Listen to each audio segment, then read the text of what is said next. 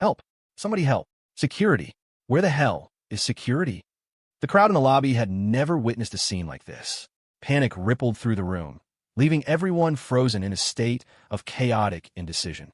Leo Evans stepped over the manager's lifeless body, his gaze sweeping the terrified room before locking onto a waitress trembling near the bar. "Which room is Spencer Shang in?" he asked, his voice calm amidst the storm. The waitress shook violently, staring at Leo with wide, fearful eyes. She raised a shaking finger, pointing down a corridor. "T that way, left at the end of the hall. The penthouse suite. Room 888. Leo nodded. "Thanks." He began walking in the direction she indicated. The crowd parted instantly, forming a wide path for him. "All right." Leo stopped abruptly and turned back, pointing a finger at the manager's corpse on the floor. "Until I come back, no one on this floor steps over this body to take the elevator down." "Understood." He scanned the room, his expression flat. "Anyone who tries to run can go ahead and try. But know this, even the 4 pillars won't be able to save your lives." With that warning hanging heavy in the air, he turned and headed towards Spencer Shang's private suite. During this entire exchange, not a single door in the hallway opened. The soundproofing in the Gilded Tower was impeccable. Even the screams from the lobby couldn't penetrate the heavy mahogany doors of the private rooms.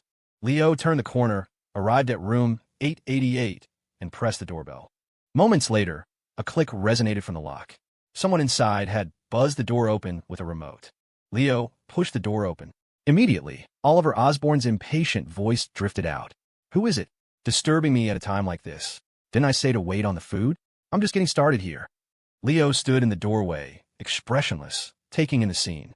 A young woman, clothes torn and disheveled, was pinned onto the large dining table. Her hair was a mess. Oliver Osborne stood over her, a bottle of expensive red wine in hand, forcing the neck of the bottle into her mouth. MMPH. MMPH. Cough. Red wine overflowed from Amber's mouth, drowning her face, stinging her eyes and nose. The sensation was clearly agonizing. No matter how much she struggled, Oliver didn't pull the bottle away. Instead, a twisted, euphoric grin plastered his face. Spencer Shang stood off to the side, recording the assault on his phone with keen interest. Both men were so focused on tormenting the girl that they ignored the figure at the door, assuming it was just a waiter bringing the next course. On the top floor of the Gilded Tower, the staff was trained to be blind and deaf. No matter what they saw, it never left the room. That silence gave Oliver and Spencer the license to act with absolute impunity. Oliver looked down at the suffering Amber and sneered, "You little bitch, drinking with me is an honor. And you dare give me some excuse about not feeling well. Ha ha, drink up. After you finish this bottle, there are plenty more. In a minute, I'm going to enjoy your body while pouring wine down your throat. You better make it last." Bang! A bullet erupted from the barrel, instantly punching through Oliver Osborne's hand. Clatter! Oliver screamed as the wine bottle slipped from his shattered hand and thudded onto the thick carpet. Amber gasped, finally able to breathe. The gunshot stunned everyone in the room. They whipped their heads toward the door, finally realizing that the person standing there was definitely not a waiter. "Leo Evans." Spencer's eyes bulged. "How the hell are you here?" Oliver clutched his perforated hand, staring at Leo in terror, his previous arrogance evaporating instantly. Freed from Oliver's grip, Amber struggled to crawl off the table, but her legs gave out, and she collapsed onto the carpet. Her uniform had been torn to shreds, leaving her in only a wine-soaked white undershirt. She curled into a ball on the floor, her body trembling violently. The trauma of the last few minutes had clearly etched a deep scar on her psyche. Leo watched the scene in silence. Suddenly, words Sterling had spoken to him back in Viridian City echoed in his mind. "Leo, have you ever been to NYC? In your eyes, what does NYC look like? Do you think the real NYC is the prosperous metropolis you talk about?" Back then, Leo hadn't thought much of it. But now, Leo looked at Amber, weeping silently on the floor. He looked at the terrified faces of Oliver Osborne and Spencer Shang. He looked at this luxurious room, this exclusive floor. He looked at this place, the Gilded Tower.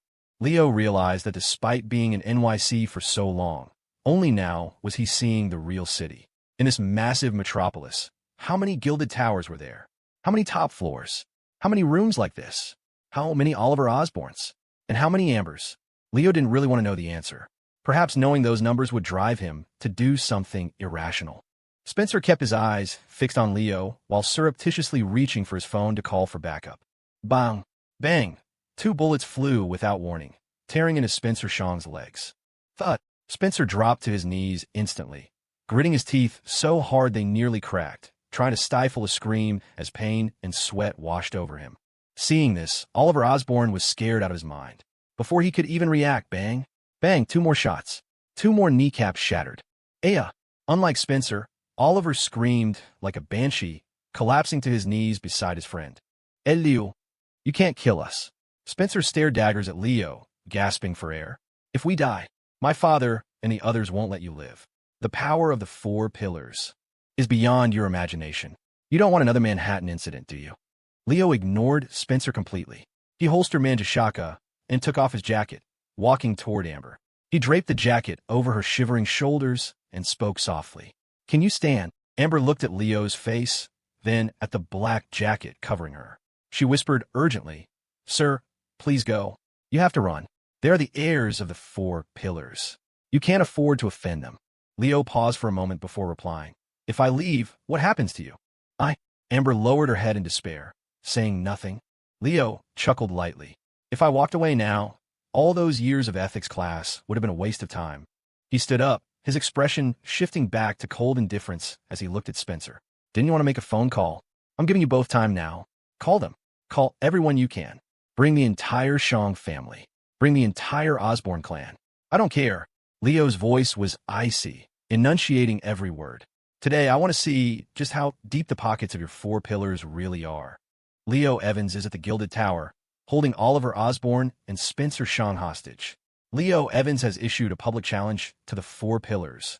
The Shang and Osborn families already know. They're sending people right now. Let's go. We have to see this. This is going to be insane.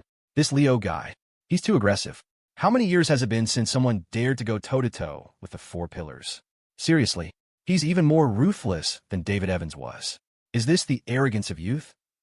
News of Leo at the Gilded Tower swept through NYC like wildfire. What shocked everyone even more was that Spencer Shang and Oliver Osborn were hostages. These were the sole heirs to their respective dynasties.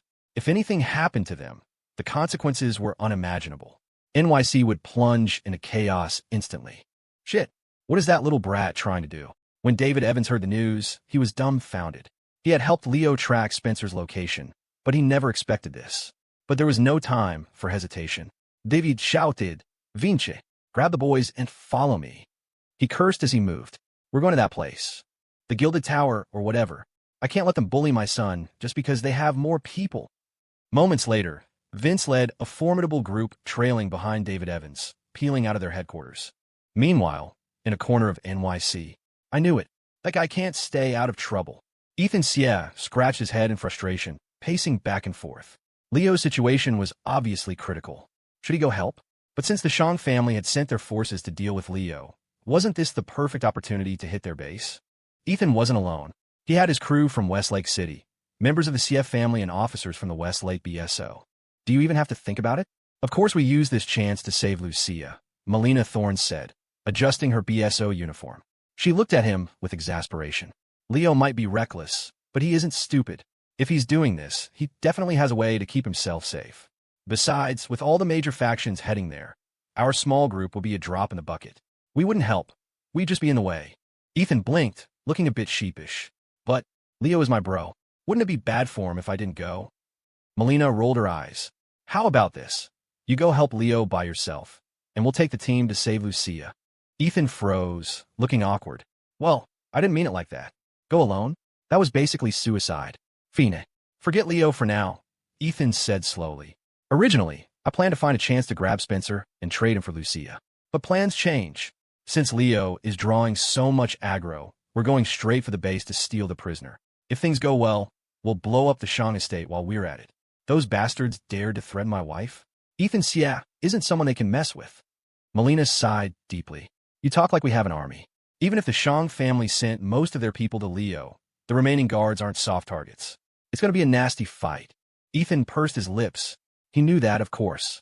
Couldn't a guy talk big for a second? Melina had changed. Ever since she joined the BSO, her attitude toward him had shifted. It was becoming more like a sister judging her useless brother. Disdain and judgment. Ethan pushed those thoughts aside and pulled out his phone to send Leo a message. I'm going to raid their base. Stall them for a while. He put the phone away and looked solemn. Once the Shang forces arrive at Leo's location, we move. Stay sharp, everyone. NYC, Caldwell's Crossing. This kid, he really is an unstable element. Sterling looked at the incoming intel and smiled bitterly. I was just saying he'd been quiet for a few days, and now he shows up and starts to fire this big. Conrad Caldwell was shocked into numbness. He never expected Leo Evans to be this bold. Did the kid only plan on living for today? Was there no tomorrow in his calendar? What is he thinking? Conrad couldn't help but ask. Surrounded by so many factions, including the Four Pillars. What does he plan to get out? Sterling stared at the table, remaining silent for a long time. Finally, he spoke. I don't know, but if it's Leo Evans, I think he has a way. What? Conrad was baffled. You have that much confidence in him? Sterling shook his head. It's not that I have confidence in him. It's that I have to believe in him. If Leo dies, then the path I've laid out. It's a dead end. Conrad frowned. What exactly are you planning? That's none of your business. But this situation presents an opportunity. Sterling stood up, looking at Conrad. Gather your men, Caldwell. It's time to repay that favor you owe me. Conrad paused. Repaying the favor is fine, but you have to tell me what we're doing, right? We're in the Westcott estate. To find someone and to take something? Sterling grinned. We can't let such a perfect opportunity for a raid go to waste. Conrad stared at him in silence, his heart shaking. He hadn't expected Sterling to ask him to lead the Caldwell family against the Westcott dynasty. How is that different from throwing an egg at a rock? Conrad said seriously. Sterling, I owe you, but that doesn't mean I'll risk my entire family's lives for it. Sterling calmly took a sip of tea. Relax. My people from the new century will be taking action too. They'll be the main force. The Caldwell family just needs to provide support. Hearing this, Conrad nodded. That was acceptable. He didn't know exactly how many people belonged to the new century, but he knew the organization Sterling built wouldn't be weaker than the BSO of the past. In fact, the comprehensive strength of the new century might even surpass the old NYC Bureau of Syndicate Oversight. Thinking of this, Conrad stood up. I'll go get them ready. Sterling nodded. We leave in 10 minutes. At this moment, because of Leo's unexpected move, every faction in NYC, both in the light and in the shadows, began to move. Like a flare gun fired into the night sky, the dormant city of NYC was suddenly awake and ready for war. NYC, the Gilded Tower, Private Suite 888. Is Ethan crazy? Leo sat at the massive round dining table, looking at the message Ethan had just sent, completely speechless. My situation is basically die and count myself lucky if it's quick and you want me to stall for time. Why don't I just conquer all of NYC for you while I'm at it? Leo shoved his phone into his pocket. He guessed Ethan wanted to use the chaos to rescue Lucia from the Shang estate. He could only say, good luck. He was barely keeping his own head above water here. Picking up an apple from the fruit bowl, Leo took a bite. His eyebrows shot up. It was sweet. One bite, and you could tell this wasn't an ordinary grocery store apple. Damn rich people. Spencer and Oliver were kneeling on the floor, blood continuously pooling from the gunshot wounds in their legs. Their faces were turning pale. If the bleeding continued, they'd die of blood loss long before any rescue arrived. Yet, Leo acted as if he didn't see them, as if they didn't exist. He just chatted with the girl sitting next to him. What's your name? Call me Amber. Amber, huh? I'm Leo. I'm probably a bit older than you, so you can call me Leo. Despite her fear, Amber looked at Leo with curiosity. Aren't you going to run? Amber asked worriedly. Once they get here, you won't be able to leave. She didn't want this clean-cut man to die in a place like this. In her eyes, a good person like Leo shouldn't die. The ones who deserved to die were the powerful, wealthy monsters on the floor. Leo chuckled softly. Are you scared? Amber paused, then nodded. Of course she was scared. She knew her life probably ended today. No matter how this played out, she was just a nameless waitress. To those people, she was no different from an ant. If she died, no one would care. She had already mentally prepared herself for that. She just didn't understand how this man named Leo could smile in a situation like this. Don't worry, we'll be fine. Leo smiled, twirling the red pistol in his hand. Leo Evans can do anything. Undying pact. That was his final trump card. Leo knew that even with all his skills active, it would be hard to carve a bloody path out of this siege. It wasn't just the Four Pillars. Their subsidiary families and countless other factions were coming. Everyone wanted Leo dead, and now, with such a perfect opportunity, why would they pass it up? Leo knew this, so he had single-handedly orchestrated this situation. He wanted to die once, right in front of everyone in NYC. His spotlight was too bright. Too many people were guarding against him, watching him, plotting against him. You don't fear the thief who steals. You fear the thief who's thinking about it. So Leo decided to go all in. He decisively let Spencer call everyone over. You're afraid of me? You're guarding against me? Fine, then I'll die. Happy? I'll die right in front of your faces, so you stop obsessing over me. Once the identity of Leo Evans died, Dr. Rain's identity would be completely solidified. No one would suspect a connection anymore. Besides that, Leo had another idea. Professor Miller's teacher, President Morgan, put on a grimace mask and became Nyx. Could Leo put on a grimace mask and become a second Nyx? If a second Nyx appeared, how would the four pillars react? Could they resist contacting him? Could they suppress their curiosity? What would President Morgan's reaction be? Thinking about this, the corners of Leo's mouth curled up involuntarily. He couldn't wait to die. System, you're sure you can keep me alive once, right? Leo carefully confirmed. If he actually died, that would be a hilarious tragedy. Please do not question this system's capabilities. Then, can you let me feign death for a while? Leo asked hopefully. Let me stay dead for a bit, then use the skill to resurrect me. Hearing Leo's request, the system was speechless. Is that something a human asks? Maximum duration, 3 hours. After 3 hours, the undying pact skill will activate automatically. And what if I get blown to smithereens? Can I still resurrect intact? Leo worried. Don't let me come back missing parts. Please do not question this system's capabilities. Good. Leo relaxed. No worries then. Wait, he needed someone to coordinate this. If he resurrected only to be surrounded again, wouldn't he be screwed? He had to be cautious. Leo quickly messaged David Evans. Dad, need a favor. David replied instantly. I know. I'm already on my way to save you. Not that. Something else. Leo typed. I'm gonna die in a bit. Help me collect my body. Don't let anyone else snatch it. In a speeding sedan, David Evans stared at the message blankly, falling into deep thought. After a long while, he replied, Son, no matter what, don't give up. Pull yourself together. Dad is doing everything he can. I'll get you out safely. Leo replied quickly. No, don't save me. Absolutely do not. David fell into deep thought again. He pinched his thigh hard to check if he was dreaming. Pain shot up his leg. He sucked in a breath of cold air. Not a dream. He wanted to cry, but couldn't. He typed frantically, Son, what are you trying to do? Just tell me straight. You're scaring me. Leo saw the message and his mouth twitched. Checking the chat history, he realized his messages did sound a bit unhinged. He hurriedly explained, I'm faking my death. You take me and retreat. Got it. No matter how I die, even if I'm blown to ash, it's a fake death. Oh, and if you can, go ahead and claim my bounty. $75 million. Don't miss a cent. A moment later, David sent back an OK emoji. Leo looked at the emoji, still feeling uneasy. 75 million, not a penny less. It's all mine. Don't think about embezzling it, or I'm telling Mom. David sent the same OK emoji again. David put down his phone, his worry for Leo evaporating. Since his son said so, he must have a plan. Now, David just needed to figure out how to get his hands on that 75 million. Suddenly, David felt the weight on his shoulders lift significantly. Right, gotta tell the wife, so she doesn't worry. David quickly reported the situation to Carol Evans, telling her not to panic. Of course, he left out the part about the $75 million. Leo, it's not too late to stop. Spencer Shang's face was paper white, sweat rolling down his forehead. The pain from 2 bullet wounds in his legs was becoming unbearable. He swallowed hard and spoke slowly. People from every major faction will be here soon. That's a force you can't fight against. If you stop now, I can talk to my dad. I'll ask him to spare your life. Oliver Osborne nodded frantically. Right. I could talk to my dad too. Leo casually took another bite of his apple, turning back to look at them with a mocking expression. Do you two think that if I die, you'll still be alive? Hearing this, Spencer and Oliver felt a sudden sense of dread. Sure enough, Leo looked at them with a sinister grin. You two are hostages. Do you know what hostages are? Whenever I feel like it, I can send you both to meet God.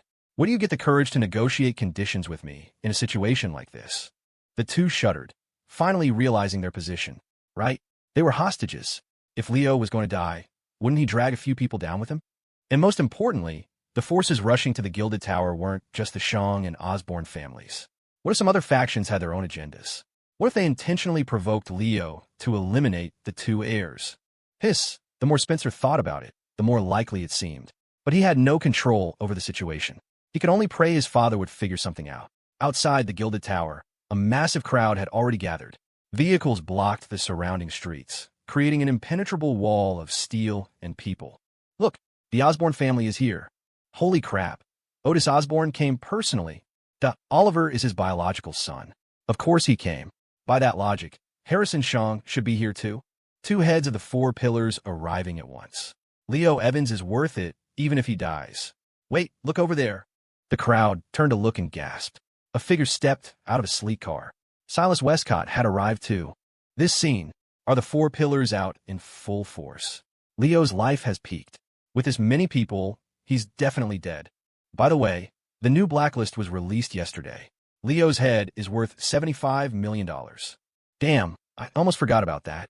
So there must be a lot of people here just for the money. $75 million wasn't much to the four pillars. But for the smaller families, that kind of capital was enough to change their destiny. Soon, Harrison Shang arrived at the Gilded Tower, walking toward Otis Osborne and Silas Westcott. What are you doing here? Harrison glanced at Silas, his tone unhappy. It's just one Leo Evans. I don't need your help. Heck, I'm just here to see the situation. After all, I watched Spencer grow up. I'm worried about him too. As Silas spoke, he casually swept a glance over the forces Harrison had brought. He mentally calculated. He brought most of the Shang family's combat power. Otis, that old fox, did the same. They're taking this seriously. Strange. With a scene like this, even if Gregory Granger didn't come personally, why didn't he send anyone? Silas looked confused. What is that old man doing? Harrison and Otis snorted coldly. They had noticed the Granger family's strange behavior recently. Originally, they didn't pay much attention because they had more important matters, so they put the Grangers on the back burner. But now, with a crisis like this, the lack of movement from the Granger family made them realize something might be wrong. Harrison said in a low voice, "After this, we need to find Gregory and have a good talk." Otis and Silas nodded in agreement.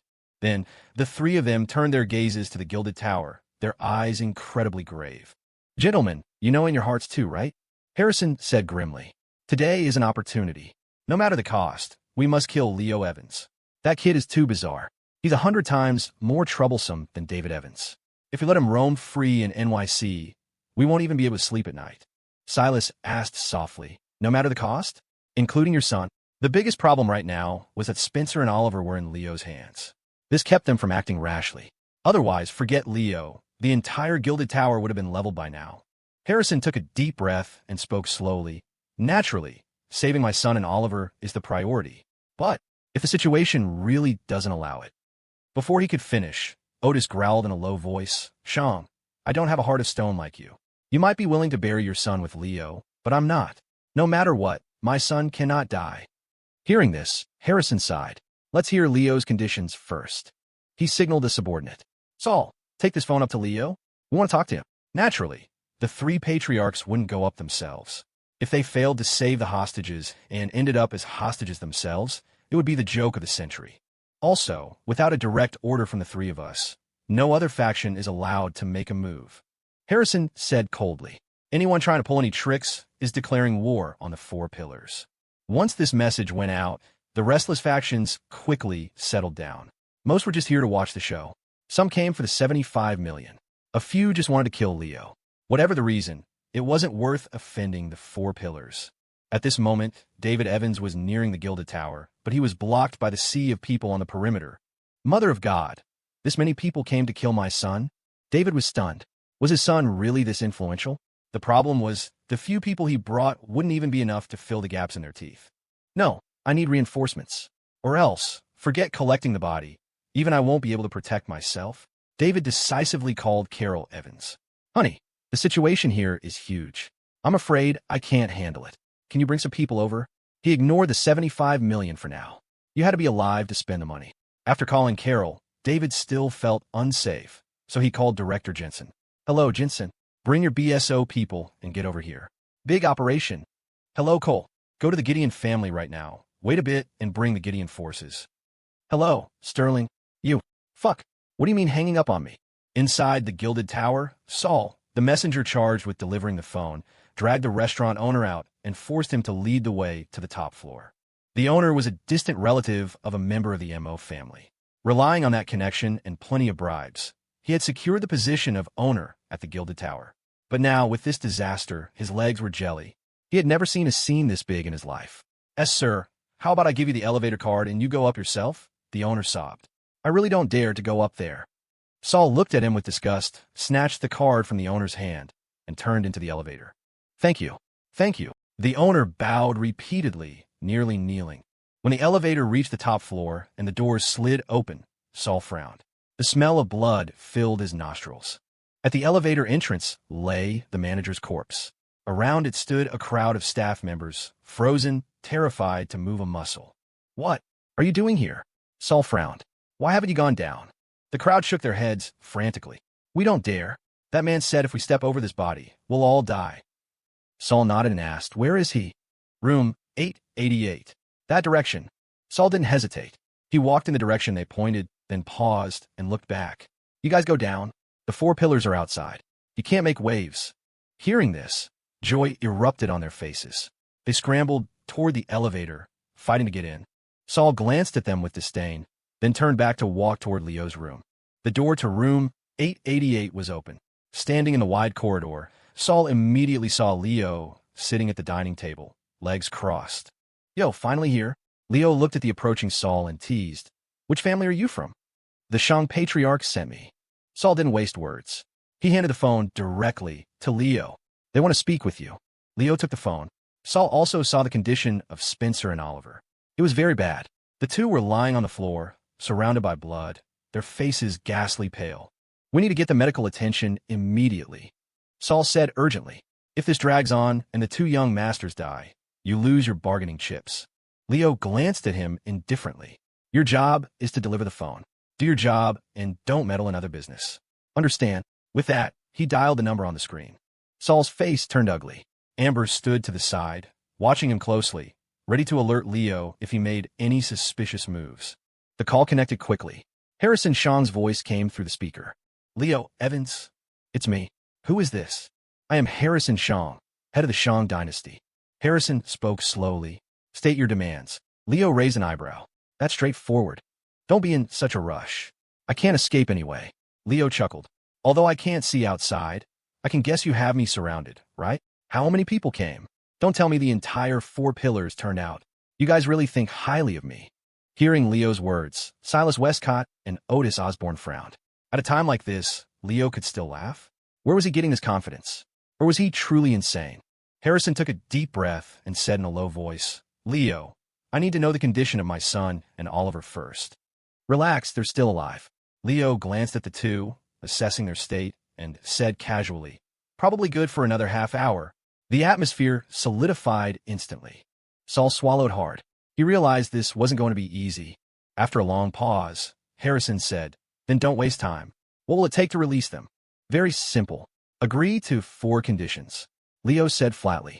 Satisfy these 4 conditions, and I let them go. How do we prove you'll release them? What if you go back on your word?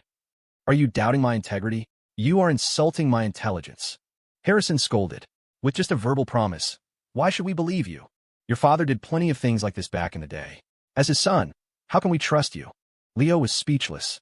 Dad, what is wrong with you? Ruining our family reputation. This was entirely David Evans' fault. Leo thought for a moment. How about this for conditions? For every 2 conditions you complete, I send 1 person down. Deal. If even that doesn't work, forget it. I'll just take these 2 young masters with me to hell. Wait. Harrison hesitated briefly, then spoke. We'll do as you say, but after the first 2 conditions are met, you send Oliver Osborne down first. Otis glanced at Harrison. Leo frowned. The person talking to him was Harrison Shang, right? Not swapping his own son, but swapping Oliver first? TSK, your daddy doesn't want you anymore. Leo waved the phone at Spencer, his tone dripping with sarcasm. Spencer heard his father's words clearly, but he was too weak to even speak. All right, Leo, stop wasting time. State your conditions. Harrison urged. Every minute wasted was another minute of danger for Spencer. Leo nodded, then suddenly looked at Saul. Saul frowned, unsure what Leo's glance meant. The next second, Leo spoke. Listen closely. My first condition.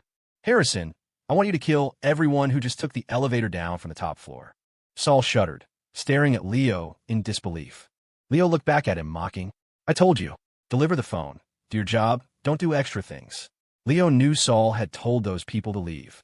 His door wasn't open for nothing. His warning wasn't empty words. Anyone who dares step over the manager's corpse will die. Even the 4 pillars can't save them. Leo spoke into the phone, his tone grim as the Reapers. Harrison, I'll give you 3 minutes. In 3 minutes, if a single one of them is still alive, your son dies. At that moment, in Saul's eyes, a shadow seemed to loom behind Leo, like a demon from hell, the pressure causing sweat to drip from Saul's face. He finally realized just how much he had underestimated the man in front of him. Kill the people who just came down from the top floor? Harrison Shang was momentarily confused by Leo's first condition. What kind of demand was this? But he didn't have time to ponder it. That bastard Leo only gave him 3 minutes. Harrison said decisively, "Send men from our 3 families. Do it." Silas Westcott and Otis Osborne frowned. Otis was somewhat okay with it, since it was to save his son, but Silas was annoyed. He was just here to watch the show. Why did he have to get his hands dirty? And not just dirty, this was like stepping in shit. Those people coming down were told to leave by Saul, and Saul was one of their people. Now, Leo wanted the 4 pillars to kill them. It would ruin their reputation. You told us it was safe. Let's go down. We go down, and you kill us? Even a dog wouldn't do something like that. And the 4 pillars were doing it in public? There were so many witnesses, but they had no way back now. Do it. Harrison looked at the 2 men, his face dark. Are you 2 getting senile? You care about face now. Hearing this, Otis and Silas sighed helplessly. They each sent a few men to join Harrison's enforcers and move forward. The group that had just come down from the top floor wore expressions of relief. Seeing the crowd outside, especially the people from the 4 pillars, their hearts finally settled. Great. It's the 4 pillars. We're saved. One person shouted excitedly. Look, they even sent people to receive us. Wait, why are they pointing guns at us? The crowd froze. A few quick-witted ones shouted immediately. No, they aren't here to save us. Bang, bang, bang. Before the words could land, gunfire erupted. Bullets rained down on the crowd. R.W.Y. Aren't you the 4 pillars? Why are you killing us? I have money. Don't kill me. I have so much money I haven't spent. Please let me go. Please. Moments later, the screams faded. A pool of blood spread across the pavement, the metallic scent filling the air. The surrounding factions watched in silence. No one spoke up for them. In NYC, this kind of thing wasn't exactly news. Harrison picked up the phone and said slowly, Leo, I've done your first condition. In the room, Leo nodded. He had heard the gunshots through the phone clearly. Killing a few insignificant people was the easiest thing in the world for Harrison. Leo looked at Saul with a sneer. You thought you saved them? Now, they're all dead because of you. Those 2 sentences stirred a storm in Saul's heart. He was sent by Harrison not just to deliver the phone, but because he was an expert negotiator and psychological manipulator. He had handled many situations like this, always leading the opponent by the nose. But now he faced Leo, a cunning, demonic adversary. Saul had to admit, this might be the hardest mission of his life. Saul tried to shake off the unease. He said calmly, Leo, your methods are clever. But regardless of the process, in the end, you're the one who killed them. Even if he couldn't break Leo psychologically, he couldn't let himself be dominated. Leo looked at him with ridicule. Although I wasn't there, how about we make a bet? I bet that before they died, they were cursing me. Leo pointed a finger at himself. Or were they cursing you? He pointed the finger at Saul. Saul trembled, unable to retort. He knew the answer without thinking. Leo ignored him and spoke to Harrison. Patriarch Shang, listen to my second condition. My second condition is destroy the Mo family. What did you say? Harrison frowned tightly, rejecting it without thought. Impossible. Destroying an entire family? Harrison couldn't agree to such an absurd condition. Patriarch Shang, think carefully. This is only the second condition. Leo said coldly. Destroying a mere Mo family shouldn't be hard for you, right? Leo, I'm telling you clearly, this condition is absolutely impossible. Harrison insisted. I cannot agree to this. If he actually did what Leo said, the problem would be massive. The 4 pillars stood at the apex, balancing the powers of NYC. If Leo made them destroy a family just to save his son, what would other factions think? Would they become the second Mo family? If someone else kidnapped his son tomorrow, would he wipe out another family? Over time, the factions would resent them and eventually unite to revolt. Harrison knew this clearly because he had seen it before. The Qin Directorate was the precedent. Even the Qin family, who once ruled all of NYC, was destroyed by the united factions. So Harrison absolutely dared not agree. Once he struck, he would plant a seed in the hearts of every faction. When that seed bloomed, it would be the day the 4 pillars fell. On the other side, Leo wasn't surprised by Harrison's firm refusal. He was just testing their bottom line. He didn't expect them to actually destroy the Mo family. He would do that himself later, to ensure the roots were pulled out. Patriarch Shang, you're making this hard for me. Standing off like this isn't a solution. Leo sighed deliberately. How about this? I'll give the 4 pillars face. I'll change the condition. My second condition is, Patriarch Shang, I want you to represent the 4 pillars and personally promise. From now on, there will never be another place like the Gilded Tower in NYC. While Leo and Harrison were negotiating, Ethan Xie had quietly led his team to the perimeter of the Shang estate. Melina Thorne stared at her phone and suddenly said, Harrison is being stalled by Leo. Ethan didn't hesitate. Attack. Boom. A massive explosion blew the gates of the Shang estate wide open. The blast stunned the guards left behind. By the time they realized what was happening, Ethan and his crew were already inside, weapons blazing. The Shang dynasty had been invaded. Enemy attack. Notify the Patriarch. Someone is raiding the base. Everyone grab weapons and defend. Wait for reinforcements.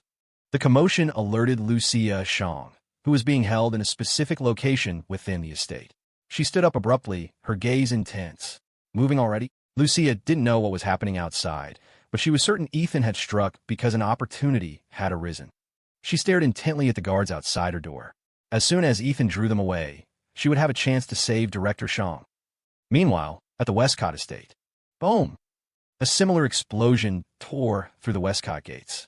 Sterling led the members of the New Century, and Conrad led the Caldwell family, storming in with overwhelming force. Enemy attack. The Westcott defenders reacted similarly to the Shang guards.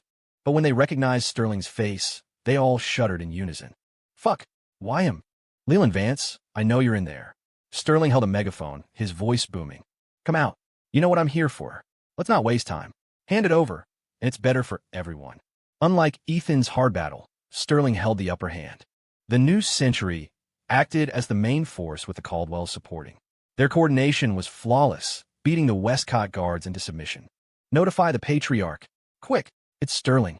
Sterling is here. The firepower is too strong. We can't hold out long. Just then, Leland Vance slowly walked out of the building, appearing on the battlefield. With his appearance, both sides tacitly reduced fire, eventually stopping altogether. Sterling, you actually chased me here. Leland looked at Sterling and sighed deeply. Are you determined to drive me to my death? Sterling said calmly. You took something you shouldn't have years ago. I warned you then, but you didn't listen. That thing should have been mine. Leland roared. That was my last hope. You want to take that away too? Sterling's gaze was as calm as water. Hand it over, or I kill you and take it myself. Leland gritted his teeth, cursing Silas Westcott 1,000 times in his heart. Stupid bastard. Had to go watch the show, and worse, took most of the combat power with him. Now look, the base is raided. That item was incredibly important to Leland. It was also his bargaining chip with Silas. Once he lost it, he would have nothing, and Silas wouldn't cooperate with him anymore. Thinking of this, Leland smiled miserably. Sterling, kill me. If I die, you'll never know where it is. To his surprise, Sterling just shook his head slowly. Leland, that trick doesn't work on me. You know my methods. Even if you die, I have ways to find it. Knowing you, compared to that object, you value your life more. Hearing this, Leland stood silently. After a long while, he said, Sterling, are truly annoying. If I knew this would happen, I should have killed you when I caught you during the Manhattan incident, just to end the trouble. Sterling chuckled lightly. Even now, you still don't get it, Leland.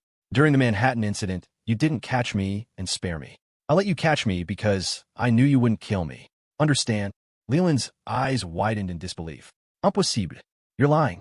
His proudest achievement in life was catching the feared Sterling during the chaos. But now Sterling said it was intentional. This casual sentence instantly shattered Leland's last psychological defense. How could anyone dare to take such a risk, putting their life in the enemy's hands? Sterling, you're lying. You have to be. What was your purpose? Say it. Say it. Leland screamed. Purpose. Sterling looked at Leland playfully, then slowly spat out 2 words. Guess. Leland nearly vomited blood on the spot. Conrad watched from the side with a look of disdain. Sterling really could piss people off to death.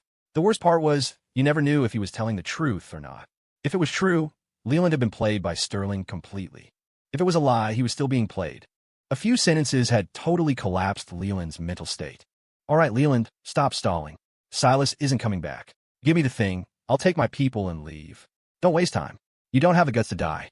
Leland's mouth twitched, and he took a few steps back. He was scared. He was truly scared. He didn't want to talk to Sterling anymore. Once you get it, leave immediately. Never appear in front of me again.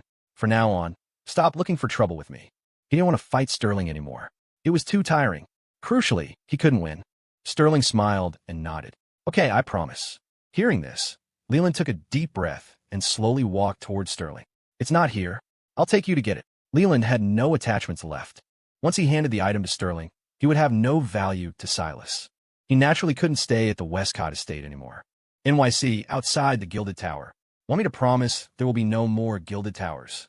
Harrison Shong was stunned by Leo's condition. What did that mean? Silas Westcott thought for a moment and realized, I remember, the Gilded Tower is a property of the M.O. family. The M.O. family again? Harrison frowned. What is going on with Leo? Does he have a grudge against the M.O. family? The three felt it was baffling. How did the M.O. family provoke Leo? What they didn't know was that Leo's target was never just the M.O. family. Leo wanted to ensure that disgusting places like the Gilded Tower never existed in NYC again. Harrison and the others wouldn't understand this, nor would the other factions, because in their hearts, the existence of places like the Gilded Tower was normal. They had money and power. Industries like this allowed them to indulge themselves. Why wouldn't they like it? Leo's voice came through the phone again. Harrison, I want you to represent the 4 pillars and promise that in the future NYC, there will be no more industries like the Gilded Tower that bully men and women and conduct disgusting business. Hearing this, Harrison understood. Leo wanted to play the hero, but what meaning did his promise have? Even if he promised on behalf of the 4 pillars, those industries would just go dormant for a while. Once Leo died and the heat passed, they would grow back like weeds in spring. Leo knew this too, but he didn't care. First, he wouldn't die. Second, even if they went dormant for a while, it would save many people in the unseen corners. Third, as long as the wildfire Leo started burned hot enough and fast enough, the spring breeze wouldn't bring anything back to life. Hurry up, Harrison. Once you promise publicly, Oliver gets sent down. As Leo finished speaking, excitement flashed across Oliver's face, bringing some color back to his cheeks. Saved. Finally leaving. He never wanted to face Leo again. The guy had given him PTSD. After a long pause, Harrison said in a low voice, Fine, I agree. I, Harrison Shong, representing the 4 pillars, promise. From today on, gray industries like the Gilded Tower are forbidden from operating or being established.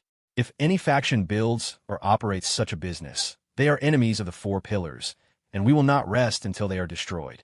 Harrison's words spread across the venue instantly. The faces of representatives from many factions turned ugly. Anyone with a footing in NYC had a few such businesses. Even the 4 pillars had their share in the past. Now that you're full, you want to flip everyone else's table?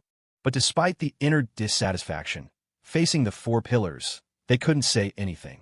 And they knew in their hearts, after a while, the heat would pass. A promise, even from Harrison Shong, was just talking NYC. Hearing Harrison finish the vow, Leo looked at Saul. What are you staring at? Take him down. He pointed at Oliver. If you don't take him now, I might change my mind. Saul scrambled to Oliver's side, preparing to help him up. In this situation, saving one was better than none, and he was genuinely afraid Leo would renege. Wait, Leo suddenly spoke, making Saul's face tighten. No way, backing out already. Leo walked slowly to Oliver, looking down at him. What are you doing? Saul said nervously. You said I could take him. Are you going back on your word? No. Of course you can take him.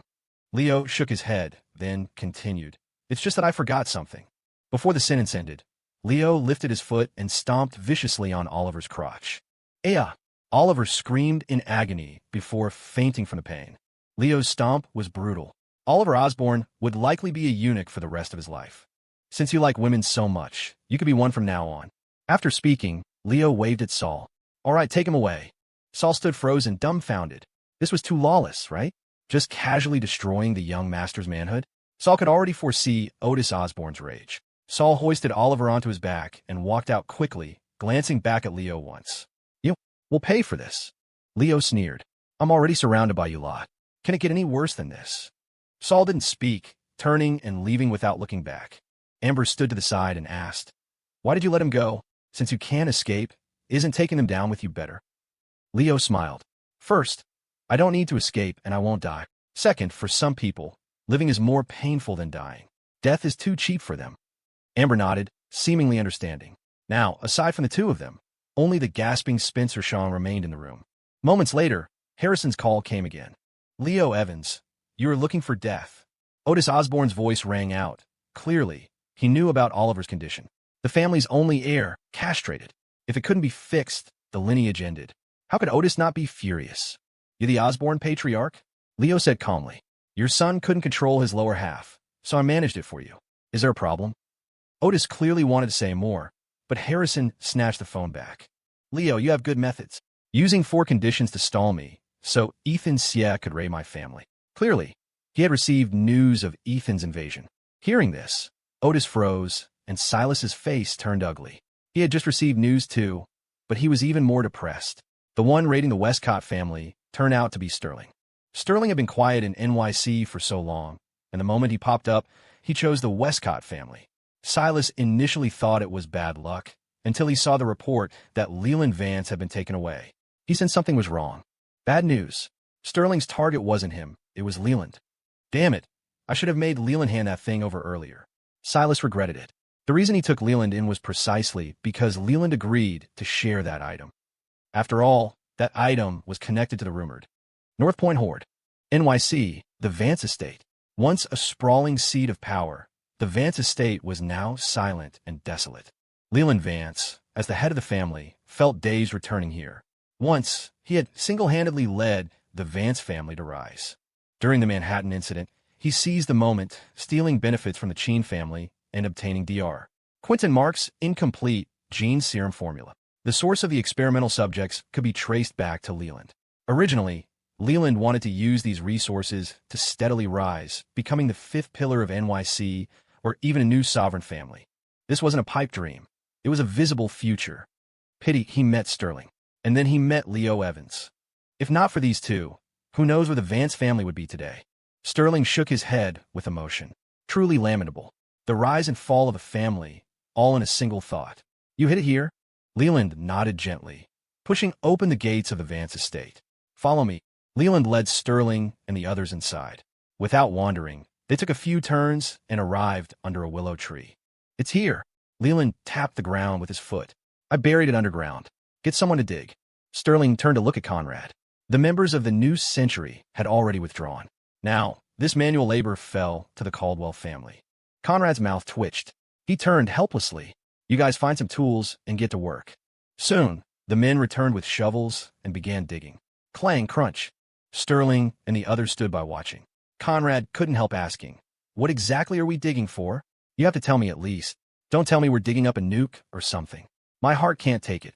Leland glanced at him and said to Sterling, you didn't tell him? Nope. Sterling nodded. That thing has nothing to do with him. Knowing too much isn't good. Conrad's face twitched.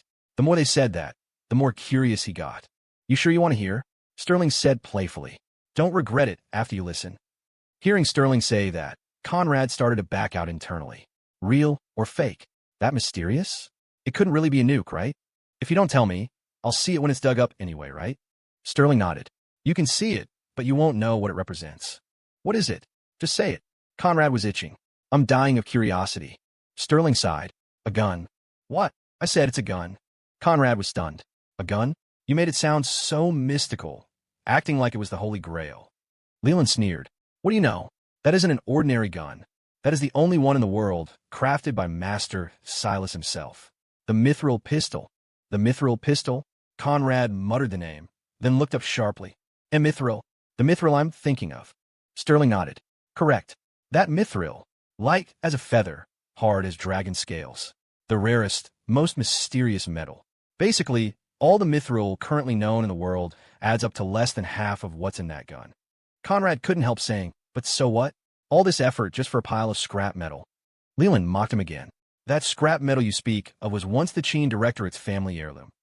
What? Conrad had never heard of this. The Cheen heirloom? How did it end up in your hands? During the Manhattan incident, he grabbed quite a few benefits. Sterling said calmly. Even I had to investigate for a long time before discovering he took the Mithril pistol. Conrad asked, so what's the use of this gun that the Cheen family treated it as an heirloom?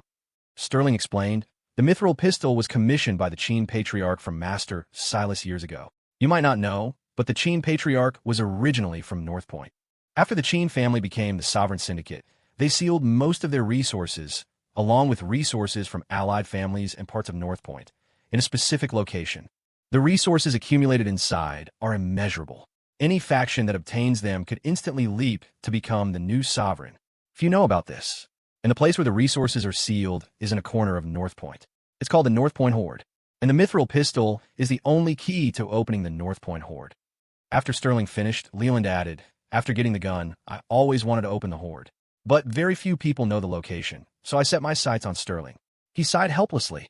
That was why he clashed with Sterling and ended up in this state. Originally, during the Manhattan incident, Sterling was tangling with the Four Pillars. Leland suddenly came knocking. Thus, events unfolded. Sterling was taken by Leland, the BSO collapsed, and NYC gained temporary stability. Conrad stood frozen. The amount of information contained in their words was too massive for his brain to process. I wondered why no new sovereign family emerged after the Qin family was destroyed. So that's why. Conrad knew how powerful the Qin family had been. During the incident, all NYC factions united just to contend with them. It took days of war to break them. How many resources would such a family leave behind? Furthermore, the Horde included resources from other families. If this news got out, everyone would rush to North Point. Whoever got the Horde ruled the city. Who could resist that temptation? Conrad certainly couldn't. Sterling looked at him teasingly. What? Tempted? Conrad met his gaze. After a long moment, he sighed. I wish I hadn't asked. I told you not to ask, but you had to be curious. So, you're taking the Mithril pistol for those resources? You want to be the sovereign? Hearing this, Leland also looked at Sterling, curious. Sterling said slowly that, guess. Conrad and Leland were speechless. Rotten personality. Leo Evans, this diversion tactic of yours is ruthless. Harrison Shang gritted his teeth. So you were stalling so Ethan Xie could rescue Lucia and her father, right? Beside him, Otis Osborne hurriedly contacted his family to see if they were raided. Fortunately, it seemed only the Shang and Westcott homes were hit. He was safe. However, Oliver's condition gave him no joy. Although he was rushed to the hospital, the news was heartbreaking.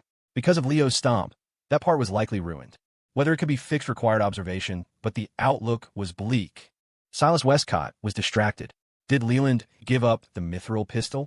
If Leland hadn't told him personally, even Silas wouldn't have known about the pistol and the Horde. He couldn't speak of it now.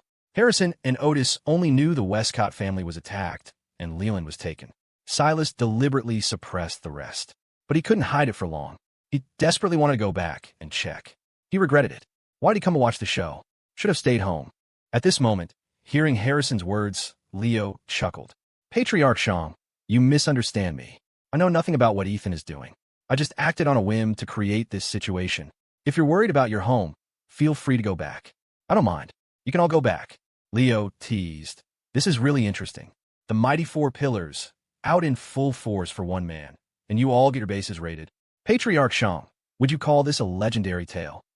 Harrison's face was beyond ugly, especially seeing Otis and Silas showing signs of retreat. You two, what is the meaning of this? Harrison growled. Are you planning to walk away now? Since when do the Four Pillars let an enemy lead us by the nose? If we retreat today and Leo escapes, can you handle the consequences? Otis and Silas frowned. They heard the threat in Harrison's voice.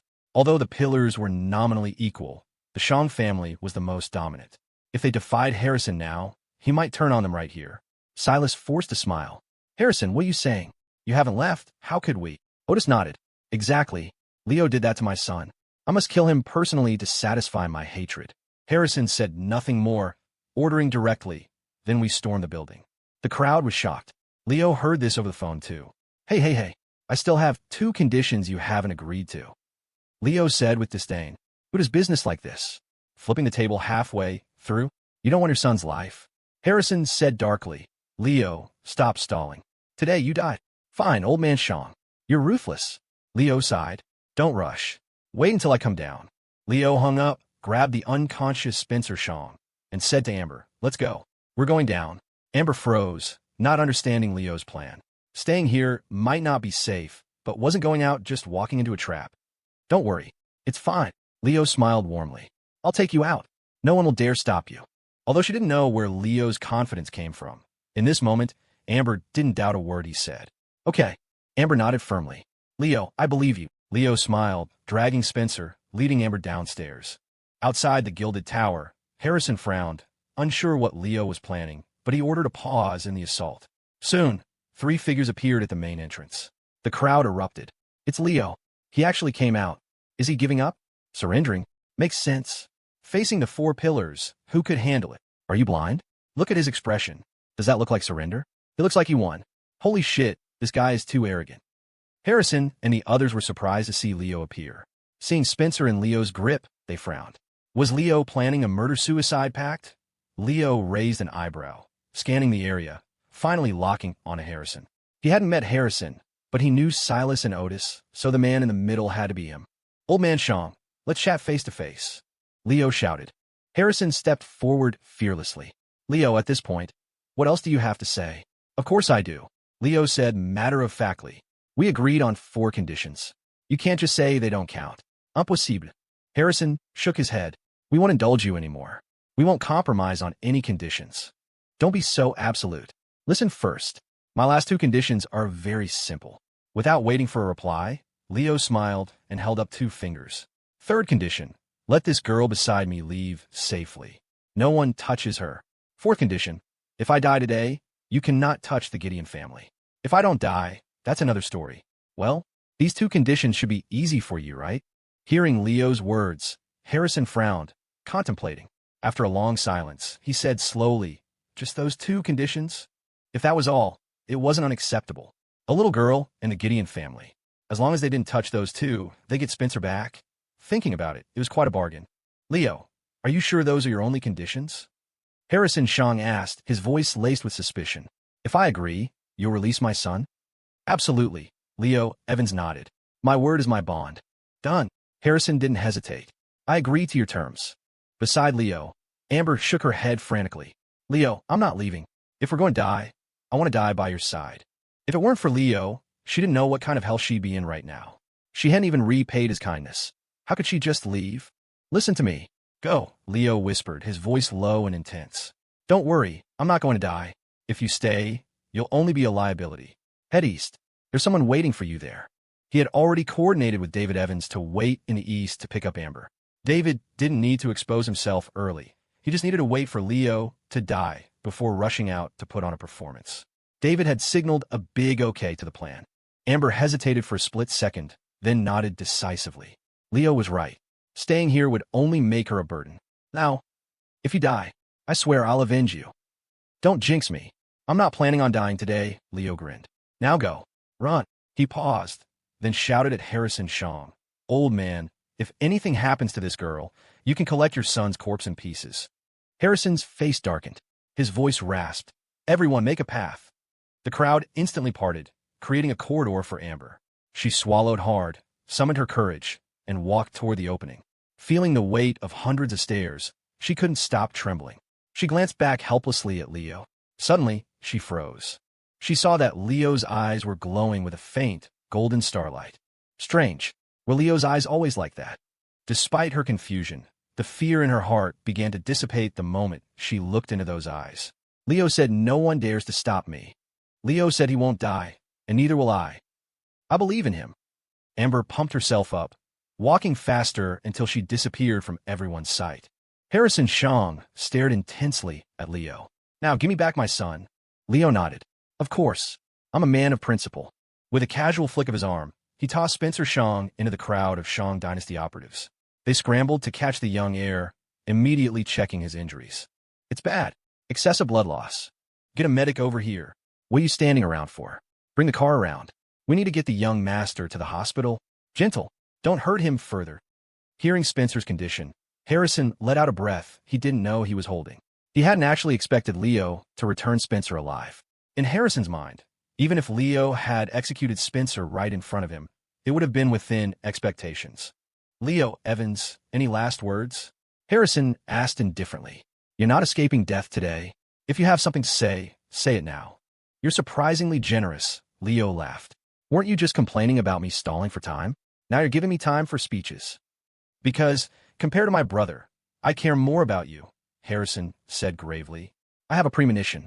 If I don't watch you die with my own eyes today, the 4 pillars might eventually face annihilation because of you. Oh, Leo looked genuinely surprised. Is that a compliment? Yes, Harrison nodded. I have never had such a strong desire to kill someone in my entire life. From the moment I saw you just now, I knew you were more dangerous than even Sterling. My instincts are rarely wrong. I don't want any mistakes. You must die here tonight. Harrison's words sent a ripple of shock through the crowd. Even Otis Osborne and Silas Westcott glanced at Harrison in surprise.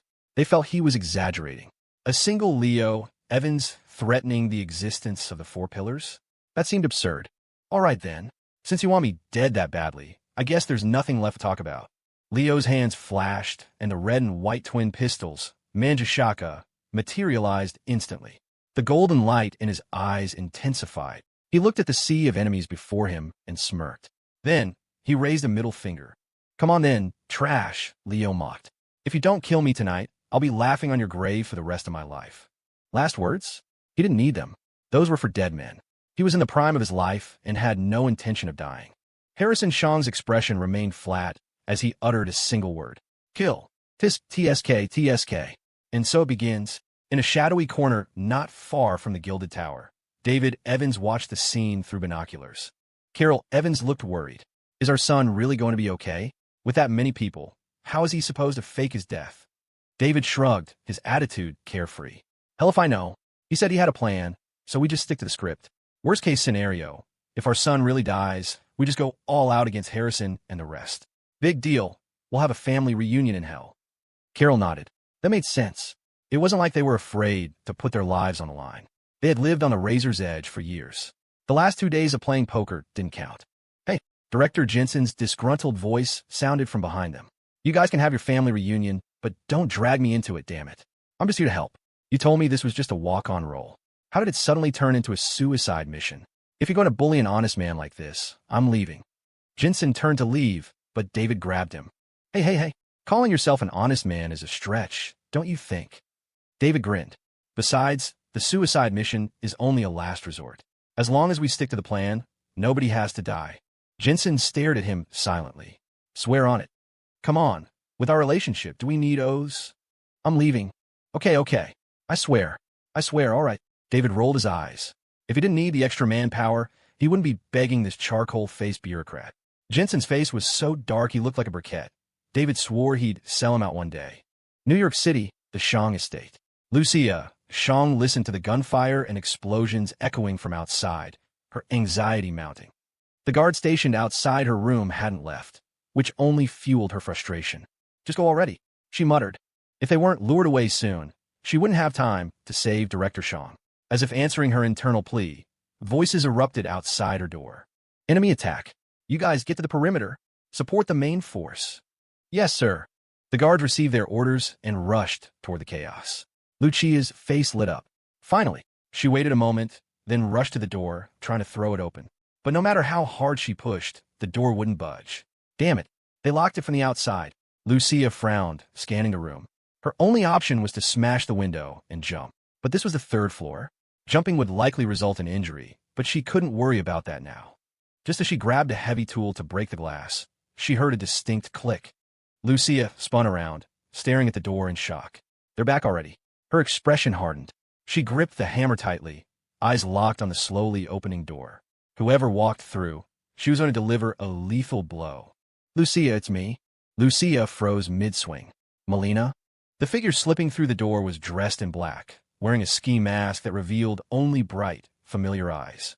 Melina pulled off the mask, looking at Lucia with relief. Lucia, are you okay?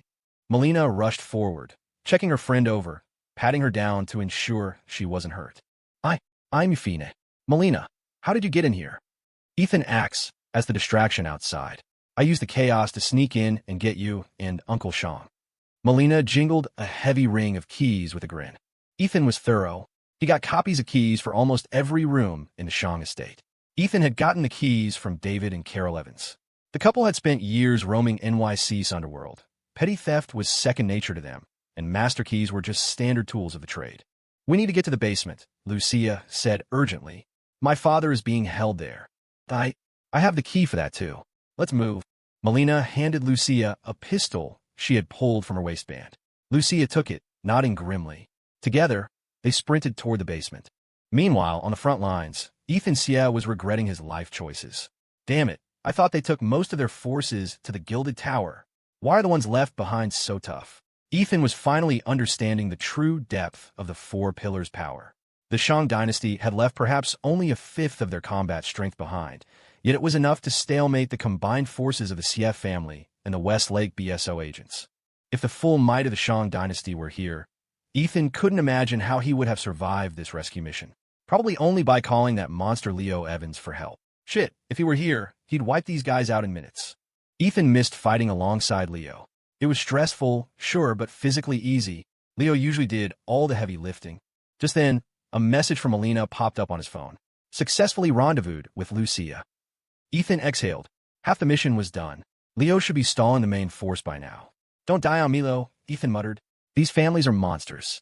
If I have to avenge you, I'll have to put my own life on the line. With renewed resolve, Ethan moved, his black throwing knives flying out to reap souls across the battlefield. Hurry up. Keep it down. Fast and clean. Near the estate of a subordinate family in NYC, Grant Gideon and Cole Gideon led their men through the shadows. Their mission was simple: house cleaning. Most of the combat power of the Four Pillars' subordinate families was currently massed outside the Gilded Tower. David Evans had ordered Cole to grab his father, Grant, and wipe out these weaker affiliates while they were defenseless. Since the Four Pillars planned to use these families as cannon fodder against the Gideon initiative anyway, a preemptive strike was only logical. The Gideon forces were currently split into two factions, one led by Grant, loyal to Leo, the other led by Cole, loyal to David Evans. While they appeared harmonious on the surface, there was a subtle rivalry. Both believed they were following the more promising leader. Our first target is the Chun crew, a subsidiary of the Westcott dynasty, Grant whispered. They were crippled by Mr. Evans recently, and now they've sent out most of their remaining men. If we're careful, this should be a walk in the park. Cole nodded. We'll take the lead. You guys play support. Can you even handle the lead? Who are you looking down on? Cole retorted. Don't forget, I'm the head of the Gideon initiative now. Big deal. David Evans is my boss. Seeing the father and son about to argue again, the others rushed to mediate. Hey, we're all family here. What's the point? Exactly. Lead, support, it's all the same, right? Why not switch off? You take lead on the Chun crew. We take lead on the Wong Syndicate. The men were exhausted. The Gideon initiative used to be simple. Ever since aligning with the Evans family, things had gotten weird. There was a certain chaotic energy infecting everyone. Fine. Since Mr. Evans is buying us time, let's not waste it. Storm them. Grant huffed. Watch and learn, old man, Cole said smugly. Everyone attack. The Gideon forces charged toward the Chun crew's compound. But as they reached the main gate, they skidded to a halt. The gates were wide open. No guards. The air was thick with the copper tang of blood. Wait, something's wrong. Grant signaled for everyone to stop, frowning. The Chun crew was too quiet. Grant walked slowly, cautiously entering the Chun compound alone. As he stepped through the gate and looked inside, he sucked in a cold breath. What is this? Hearing his shock, the others rushed forward. Inside, the Chun crew compound was a slaughterhouse. Blood painted the ground red, bodies strewn everywhere, silent testaments to a brutal, one-sided massacre. The Chun crew is wiped out, Cole muttered, confusion written all over his face. We haven't even started yet. Who did this? Grant knelt to examine the wounds on a corpse. He frowned deeply. No goons. This is pure melee combat. Claws, brute force. Tearing. In my experience, only one thing causes damage like this. The asset. Cole walked up, checking another body. I don't remember the Chun crew having access to assets. Could it be a wild one? Cole's voice trailed off. He locked eyes with Grant, both seeing the same fear in the other's pupils. They spoke the name simultaneously. Nyx. Was the destruction of the Chun crew Nyx's doing? Does Nyx do house raids? Why would she kill the Chun family? Grant and Cole were baffled. But regardless of the reason, the Chun crew was gone. Not a single survivor. However, when they regrouped and moved to the Wong Syndicate, they were met with silence again. The Wong Syndicate was also wiped out. The deaths were identical to those at the Chun compound. Definitely the work of an asset. It has to be Nyx. No doubt, Cole stated firmly. Standard assets don't have this level of efficiency. Not necessarily, Grant shook his head. You're forgetting that the Four Pillars have new humans, variants under their control. If they acted, they could achieve the same result. Why would the Four Pillars kill their own? Cole argued. And right now, they're all at the Gilded Tower. He stopped mid-sentence, realization hitting him. Grant nodded grimly. You're realizing it too.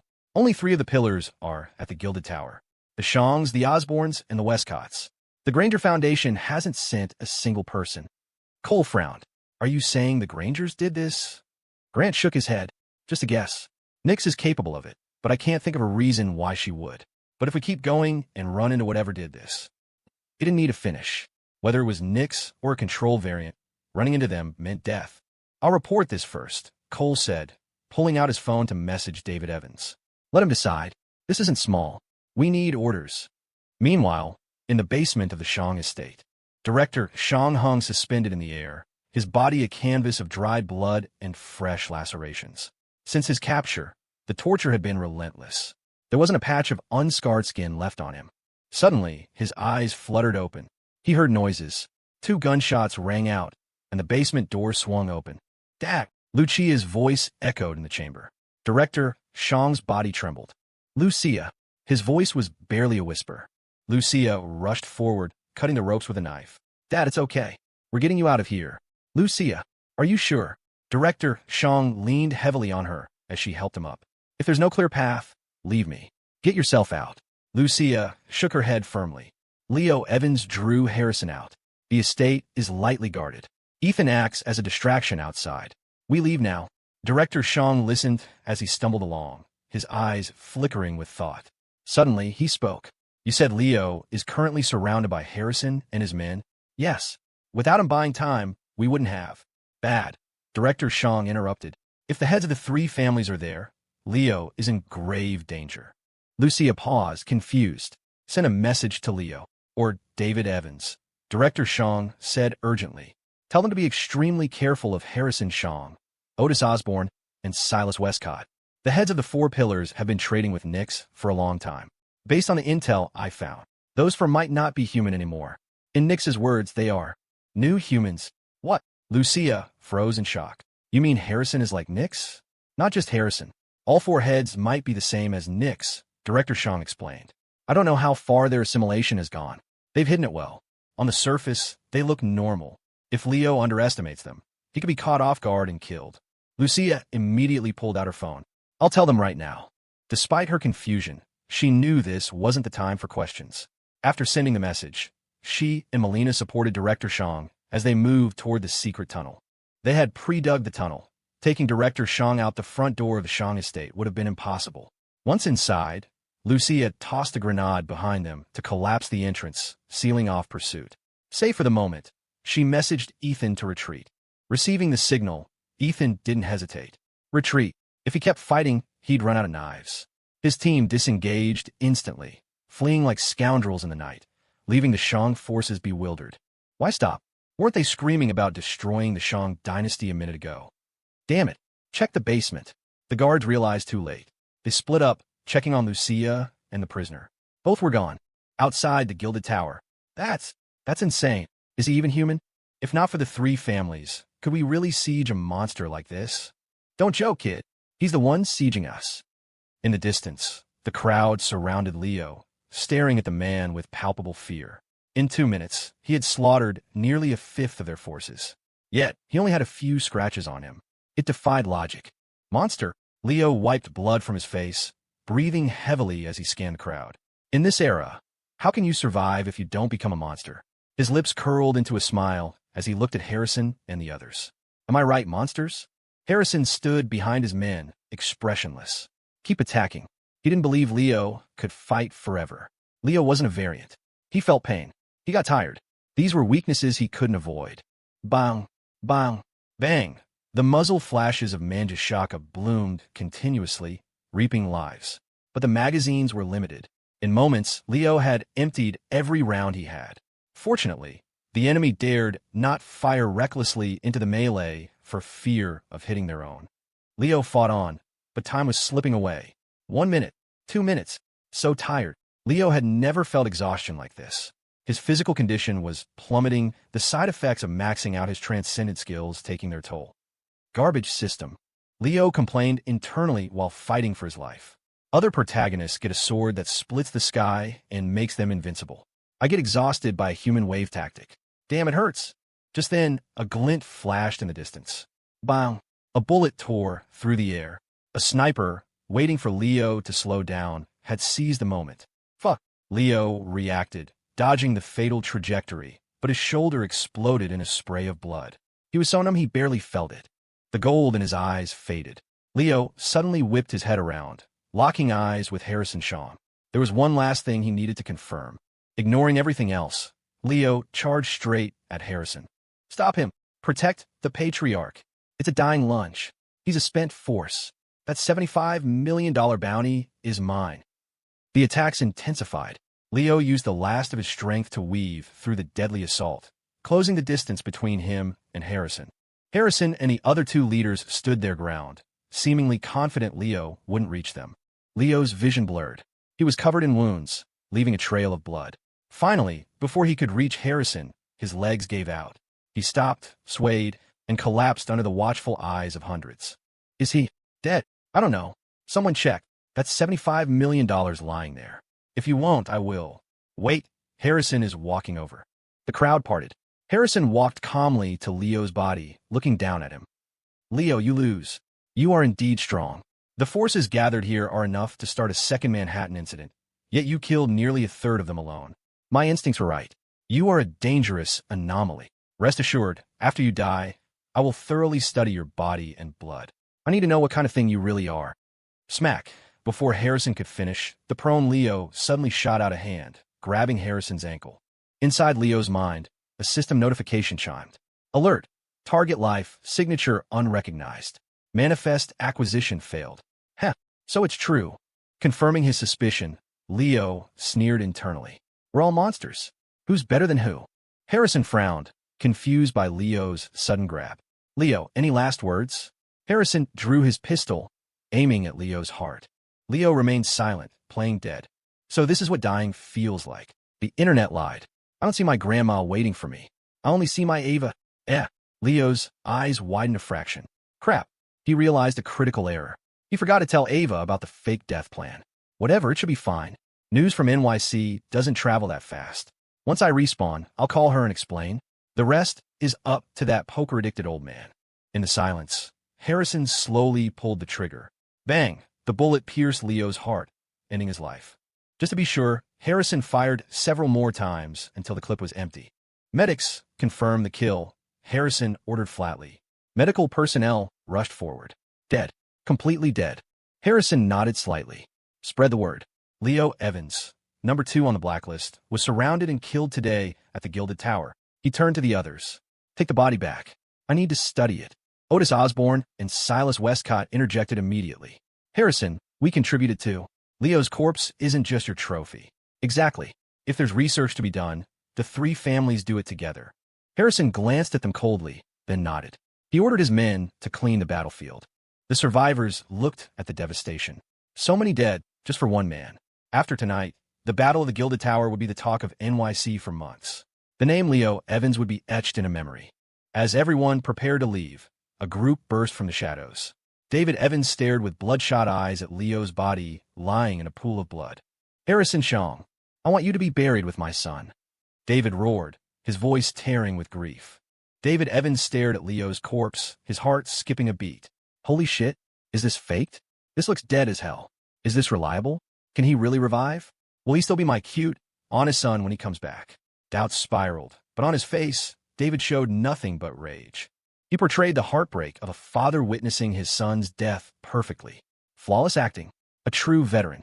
Carol Evans and director Jensen froze for a moment too. If they didn't know Leo's nature, they would have believed he was gone. Carol felt a pang of sadness looking at the body, but it passed quickly. What? You say my son died? I'd be devastated. You say my son died a hero's death? Don't make me laugh. Impossible. My son isn't capable of anything that noble. In Carol's heart, if Leo really died, it would be while doing something nefarious. Definitely not like this. Harrison frowned. Why was David here now?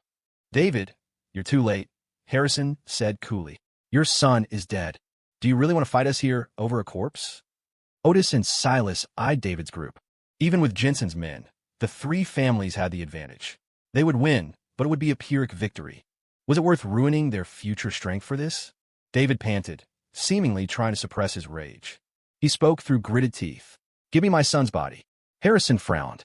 Impossible. Then we fight. Carol, hair disheveled and eyes rimmed red with tears, stepped forward. I don't care anymore.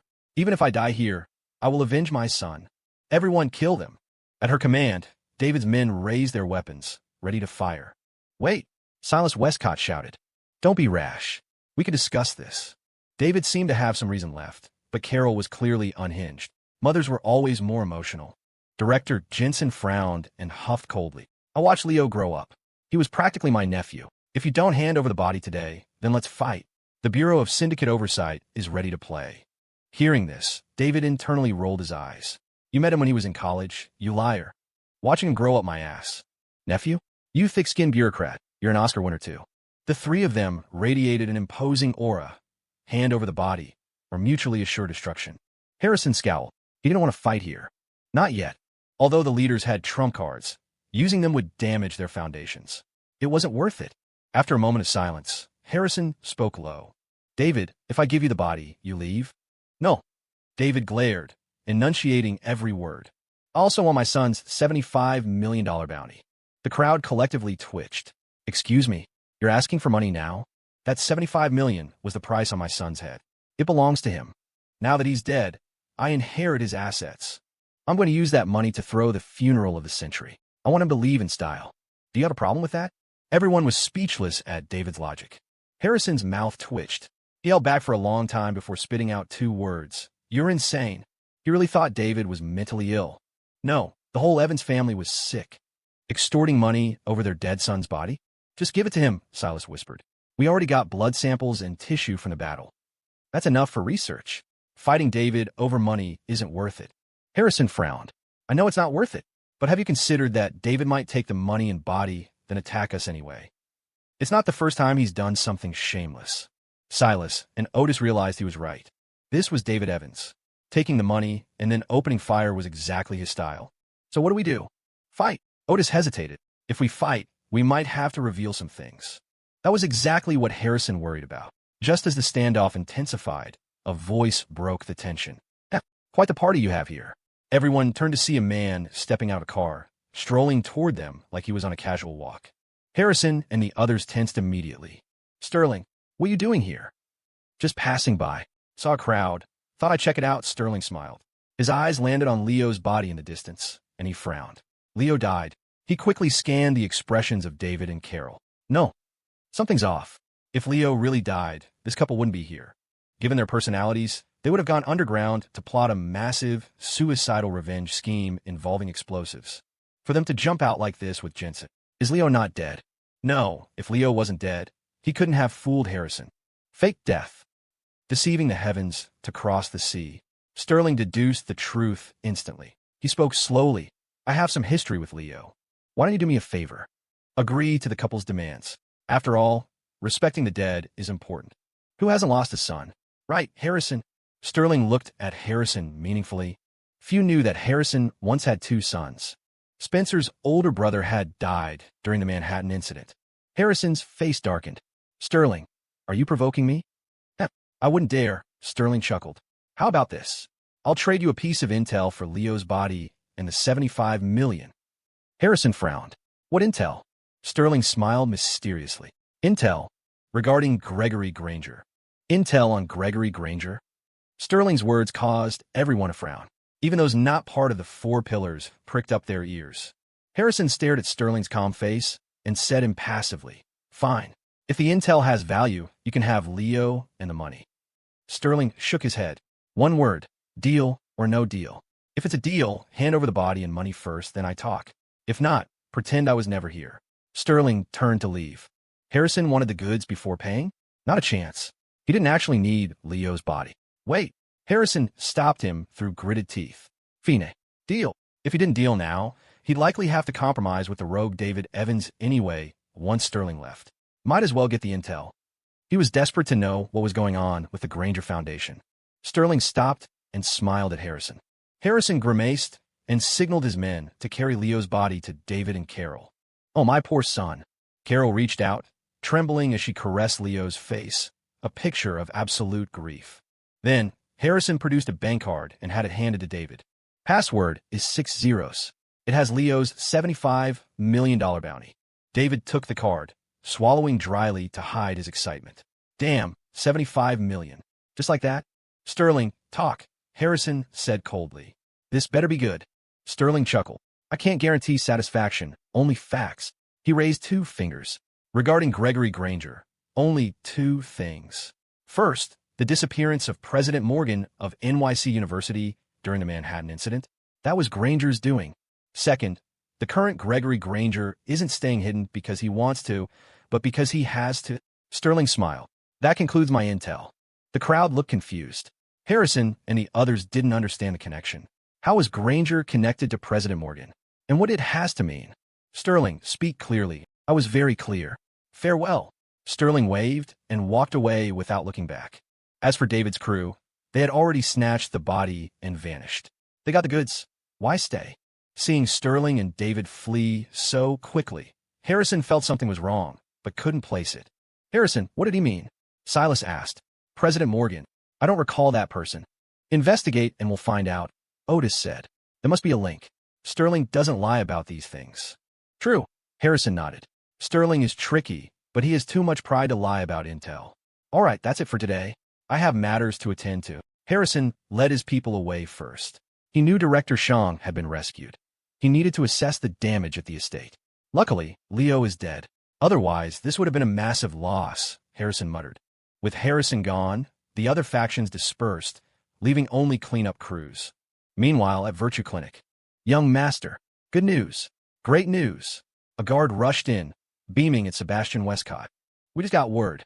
That demon Leo Evans was surrounded at the Gilded Tower and personally killed by Patriarch Shang. What? What? Sebastian Westcott and Marco shouted in unison. Leo is dead? Real or fake? Sebastian couldn't believe it. A guy that ruthless just died? It's true, sir. Leo fought the 3 families and every major faction alone. He died of exhaustion. Hundreds witnessed it. It's verified, the guard said excitedly. Your revenge is complete. The guard's words sent a chill through Marco. Mr. Evans is dead. Trembling, Marco pulled out his phone and tapped on Ava Reed's contact. Miss Ava, bad news. Mr. Evans. At that moment, far away in Ethelberg, Ava Reed sat cross-legged on her sofa, watching a tablet. She was learning to knit a scarf. She had been with Leo for a while, but never gave him a proper gift. With the weather turning cold, she decided to make him a scarf by hand. Why is this so hard? Ava frowned, struggling with the needles while watching the tutorial. Her fingers were bandaged, but she had little to show for it. Meow. Reggie, don't touch my yarn. Ava tapped the white cat's head. If this scarf isn't done when Leo gets back, I'm holding you responsible. Meow. Sir Reginald Fluffington swore he didn't do anything. He just stretched and kicked the yarn. Why was he taking the blame? This was abuse. Ava ignored the cat, eyes glued to the screen. Suddenly, a notification popped up. Marco messaging me? Ava tapped the notification and read the wall of text. Clatter. The knitting needles hit the floor. Ava didn't notice. She sat frozen, staring at the words, her mind blank. When reality crashed back in, she frantically grabbed her phone and dialed Leo. No answer. NYC, David Evans' safe house. David, Carol, and Director Jensen stared intensely at the motionless Leo on the bed. Are we sure this is fake death? Jensen asked. He had personally checked Leo's vitals. That looked like genuine, 100% death. Were they pranking him? David and Carol were silent. They saw the wounds. He was thoroughly dead. But, sticking to the principle of trust your son, David sighed helplessly. Let's wait. If he didn't wake up, this was a disaster. If he did, it was still huge. Resurrection was no small feat. If he lives, he'll be dissected for science, Jensen mocked darkly. David shrugged. True. If he wasn't my son, I'd want to dissect him too. Cut the crap. Can you two be serious? Carol snapped. The kid hasn't woken up, and you're cracking jokes? What can we do? David looked aggrieved. Who knows what his plan is? We're just spectators. Carol opened her mouth to argue, then realized he was right. Then shut up and wait. So, the 3 of them stared at Leo, trying to find a sign of life. Jensen felt like he was losing his mind, joining these 2 lunatics in their vigil. People don't just come back to life. Just as Jensen was about to tell them to face reality, David shouted. He moved. You scared the hell out of me. What moved? I saw his eyebrow twitch. Say what? Really? The 3 leaned in, noses inches from Leo's face, staring at his eyebrows. Motionless. Carol took a deep breath. David, get the hell out. Eyebrow twitch my ass. I'll shave your eyebrows off if you lie again. I swear I saw it. David protested. Jensen sighed, utterly done. Meanwhile, deep in Leo's consciousness, a system prompt chimed. Ping. Host death detected.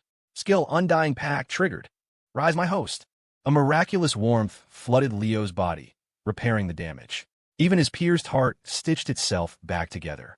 Slowly, Leo's consciousness returned. Where am I? Leo tried to open his eyes, but had no strength. He couldn't move or speak. Just pain. Absolute agony. Damn, didn't feel it during the fight, but now? It hurts like hell. Leo complained to the system. System, how long until I'm fully healed? Based on current status, estimated time, 3 hours. Note, excessive skill usage caused irreversible damage. Undying Pact is repairing this damage as well, but the host is advised to show restraint in the future.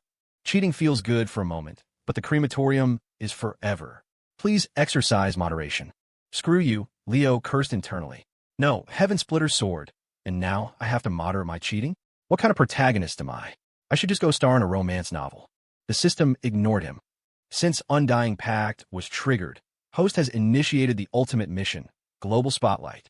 Complete this mission to receive a reward. That's it. That's it. What's the content? Global Spotlight. Be specific. Global Spotlight, meaning the whole world is watching, signifies massive influence. Who asked for a definition? Leo raged. I was top of my class in English. I don't need a dictionary. The system played dead. Gradually, Leo's hearing returned. I say we just cremate him. No, Ethelbert tradition is burial. Let's follow custom. Maybe scatter his ashes in the ocean? Let him travel. Both of you get out. My son will wake up. Carol, come on. He's been lying there for hours. Face reality. Face your ass. Leo was bewildered. What the hell? Cremation? Burial? I haven't been out that long, have I? Don't do this, Dad. I am respawning.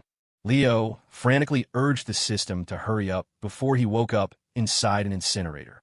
After a while, just as the three were arguing about urns, Leo finally regained motor control. Cough. He coughed lightly. Useless. They were screaming at each other. Leo was speechless. So unreliable. Cough. Cough. He turned up the volume.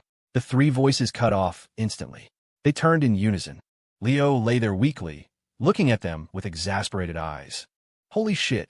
David and Jensen looked at Carol weirdly. Why are you surprised? Weren't you the one insisting he'd wake up? So you didn't believe it either? Leo took a deep breath. Where's my phone? Smashed during the fight, David said, confused. Why? Important intel on it? Not exactly. Leo just feared that if Ava heard the news and called him, no answer would worry her.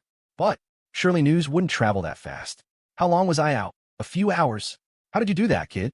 Actually coming back to life? Leo nodded inwardly. A few hours. The news shouldn't have reached Ethelbert yet. He'd get a new phone and call Ava soon. Leo thought he was safe. He didn't know that Ava Reed was already on a plane to NYC. Son, how did you actually do that? David stared at Leo, incredulous. That's ridiculously overpowered. A person who was clinically dead just minutes ago was now conscious, and his wounds were healing visibly fast. It was like he was an asset. No, even assets couldn't resurrect. Carol and Jensen watched with equal curiosity. Leo sighed. Don't ask. It's my trump card. One-time use, and only I can do it. Hearing this, they stopped prying. As long as he was alive. By the way, Dad, where's my 75 million? What's 75 million? My bounty money. What bounty money?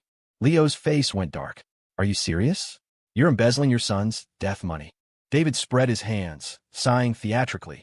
Don't ask me. Your mother has it. Leo's heart turned to ash. Well, that's gone forever. Carol huffed. What do you two men need that much money for? When you need it, I won't short you a cent. Leo and David exchanged a silent, sorrowful look. Kid, how long until you're fully healed? Maybe 2 hours? What's the plan? What else? Use a fake ID and have fun, Leo said. I still have a DR. Rain identity. David nodded. I can't wait to see Harrison's face when he realizes you're alive. Me too. Gonna be great.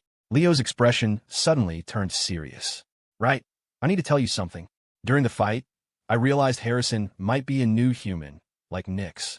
David frowned. You think so too? He pulled out his phone, showing a message from Lucia. Director Shang was just rescued.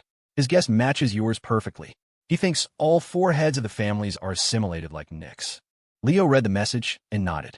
Ethan succeeded. His stalling wasn't in vain. However, I think they're different from Nyx, Leo mused.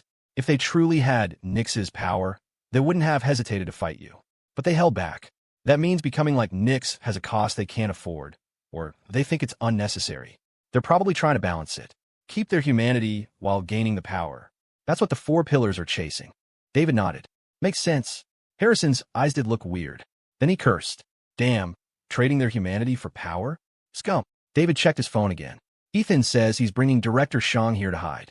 He also asked if you're dead. Leo rolled his eyes. Tell him I'm dead as a doornail. Tell him to prep for the funeral. David typed the message word for word. A moment later, David looked up. He says you're full of shit. The tone was too much like Leo. Ethan knew immediately the bastard was alive and right next to David. Leo twitched. What about Amber? The girl? We brought her back. She's probably crying her eyes out in a corner somewhere, David said. Want to see her? Leo shook his head. The fewer people know I'm alive, the better. By now, Leo could move on his own. He climbed out of bed, shuffling slowly toward the bathroom under the gazes of the three elders. They watched in awe at his recovery speed. Leo took a deep breath, looking at the distant bathroom. Are you guys just going to watch? Can't you see I'm struggling? Help me. Oh, you need help? Say so. David rushed over to support him. I thought you were stretching. NYC Airport. A group walked out of the terminal. Ava, don't panic. I feel like Leo isn't that easy to kill. Anthony Reed mumbled, wrapped in layers to hide his identity. He had just left NYC and now he was back. Unbelievable. Kane whispered, yeah, Ava. Don't worry. Maybe he faked it. He's the type to do that. Alex Young added, I agree. Guy is a cockroach. Zara Collins adjusted her glasses, silent. Hearing the news of Leo's death, and to protect Ava, the group had chartered a plane and rushed to NYC immediately. Ava walked in front, silent. Even if Leo was dead, she had to see the body. Otherwise, she wouldn't believe it. Intel says Leo's body was taken by David and Carol, Anthony suggested. Let's go straight to David's place. So, they headed for the safe house. Along the way, Ava kept calling Leo. Still no answer. Marco only knew rumors. She didn't dare call David or Carol. She was afraid to hear the confirmation. Ava stared out the window, heart pounding. Now, if you really died, what do I do alone? You wouldn't leave me, right? We just got married. You owe me a ring. You owe me a wedding. I don't want any of it. I just want you alive. As long as you're alive, I'll listen to whatever you say. The journey felt like an instant. They arrived at the safe house. The guard recognized Anthony and let them through. Ava stood before the door of the small house where David and the others were staying, her heart filled with dread. She hesitated, afraid to push it open. Behind her, Anthony and the others watched silently. Truthfully, they couldn't be sure if Leo was alive either. Their words of comfort were just that, comfort. Ava took a deep breath. I have to face it. She slowly reached out, pushed the door open, and stepped inside. Immediately, she felt the heavy atmosphere. The silence was terrifying. It only amplified her anxiety. Then, she walked into the living room and saw 4 people sitting around a table. Dad, I'm asking you one more time. Are you sure you want to call? I'm sure. Absolutely. I'm taking this pot. I have a flush. Hurry up, stop stalling. I'm sitting on a full house here. Exactly. David, don't be a sore loser. If you can't play, let Vince take your seat. Go sit at the kids' table. Fine. All in. Hee. Royal flush. Read him and weep. Leo slammed his cards down, face flushed with the thrill of victory. He was still recovering, so he hadn't used any cheats. This one was pure skill. Leo reveled in his triumph. In his weakened state, he completely failed to notice Ava standing behind him, her face darkening by the second. He didn't see her, but David and the others did. What's wrong? Next hand. Leo looked at the frozen trio confusedly. David winked frantically at his son, but Leo was high on adrenaline and completely missed the signal. Come on, shuffle up. I'm not done winning yet. Kane and the others walked in, saw the scene, then saw Ava's face. Everyone had the same thought. Leo is dead. Before was uncertain, but now he is definitely dead meat. Now, Evans. Ava gritted the name through her teeth. Leo froze. Did he just hear Ava? No way. She's an Ethelberg. Must be an auditory hallucination from the injury. Leo wanted to deceive himself, but when he finally understood David's desperate eye signals, he knew. Checkmate. In 2 seconds, Leo displayed acting skills that rivaled his father's. He clutched his chest, face twisting in pain. Dad, I think my injuries are severe. I'm hearing things. I just heard Ava calling me. Is it because I miss her too much? Mom, you can't let Ava know I almost died in battle. I don't want her to know I fought recklessly just so I could rush back to Ethelberg to see her. The others watched Leo's solo performance with blank faces. Before he could finish his monologue, Ava walked up and placed her hands gently on his shoulders. So you did all that for me. Ava's voice was soft, whispering in his ear. Then, if I got mad at you now, wouldn't that make me unreasonable? Leo stiffened. He turned his head mechanically to see Ava's smiling face. A terrifyingly gentle smile. Ava, what are you doing here? Lao Feigen Shulk. You didn't tell me you were coming. I would have picked you up. Don't be silly. You're dead. How would you pick me up? Cough. There's a reason for that. Ava, listen to my excuse. Explanation. Seeing this, the others quickly got up and shuffled outside. No one wanted to witness a murder. Soon, only Leo and Ava remained. Ava gritted her teeth. You may begin your excuses. Leo sighed. I didn't want you to worry. It was all part of the plan. I was going to tell you in a few days. I didn't expect the news to travel so fast. It only happened hours ago. Ava said flatly. It was Marco. He told me immediately. Leo clenched his fist. Marco, you traitor. I calculated everything, but you. Leo gave up resisting. He prepared for punishment. But instead, Ava hugged him tightly. Ava, did it hurt? Huh? When you got hurt, did it hurt? It was okay. Ava buried her face in his chest. Never again. Leo reached up, stroking her hair. He smiled. Okay, never again. They held each other. Seeing they were alone, Leo leaned in for a kiss. But Ava suddenly spoke.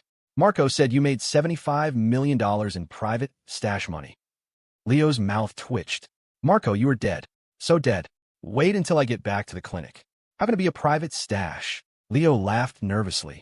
I was planning to give it all to you. Really? Ava held out a fair hand. Hand it over then. Leo's smile froze. He reached into his pocket. Where's my card? He remembered putting it in his inside pocket. The battle hadn't touched that area. Where's my money? Leo realized a possibility. After he died, the only people who touched his body were Harrison's men and his parents. Harrison wouldn't pick pockets. David Evans? Absolutely would. Leo's face went dark. What's wrong? Ava blinked. Why do you look so sick? Nothing. I just suddenly understand how your brother feels. Getting money back from David Evans was like asking for his life. Ava, I think I lost the card during the fight. Really? Really? Swear on it. Fina. I'll let you off this time. Ava looked up and kissed him. Leo paused, then held her head gently, returning the kiss. After a long while, they parted. Ava looked at him, face flushed but eyes serious. I'm staying in NYC with you. Leo looked into her determined eyes, hesitated for a moment, then nodded. Okay. A moment later, Ethan Xie arrived late with Director Shang and Lucia. He found David's entire group standing outside. Ethan paused. Why is everyone standing out here? Why not go in? And Kane? What are you guys doing here? Kane said calmly. Don't go in yet. Leo is in there. So, he's not dead, right? He wasn't dead before. He might be now. Why? He didn't tell Ava about the fake death. Ava is in there. Understood. Ethan looked mournful. I'll make sure his funeral is grand. Grand your ass. Leo's voice rang out as he and Ava walked out the door. Leo looked about 80% recovered. Tisk alive. Ethan looked disappointed, but he didn't dwell on it. His priority was settling Director Shang. The man was critically injured and needed treatment immediately. Vince led Ethan and the medics away to treat the director. Alex Young pulled Director Jensen aside for a private chat. Jensen had quit the BSO without a word, abandoning Alex. That had weighed on Alex like a stone. He needed answers. Uncle Andy. Hello. Ava finally remembered to greet David and Carol. This was the first time since getting the marriage certificate that she had seen Leo's parents. In total, she'd only met them twice. Once at Leo's house, when they first started dating. David and Carol looked at Ava, satisfied. They felt their son was punching above his weight class. Right. Carol suddenly remembered something. She ran into the house and came out with a small box. Ava, open it.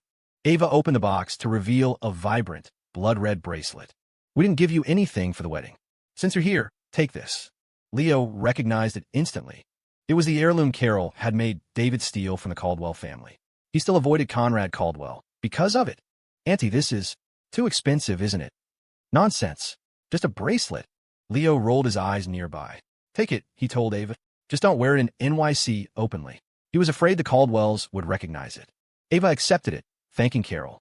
No need to thank me. Leaving aside your relationship with my son, just based on my friendship with your mother, I should treat you well. Carol smiled. How was your mother lately? She's okay. Ava blinked. I just rarely see her. I don't know what she's up to. Leo stood by, side-eyeing David.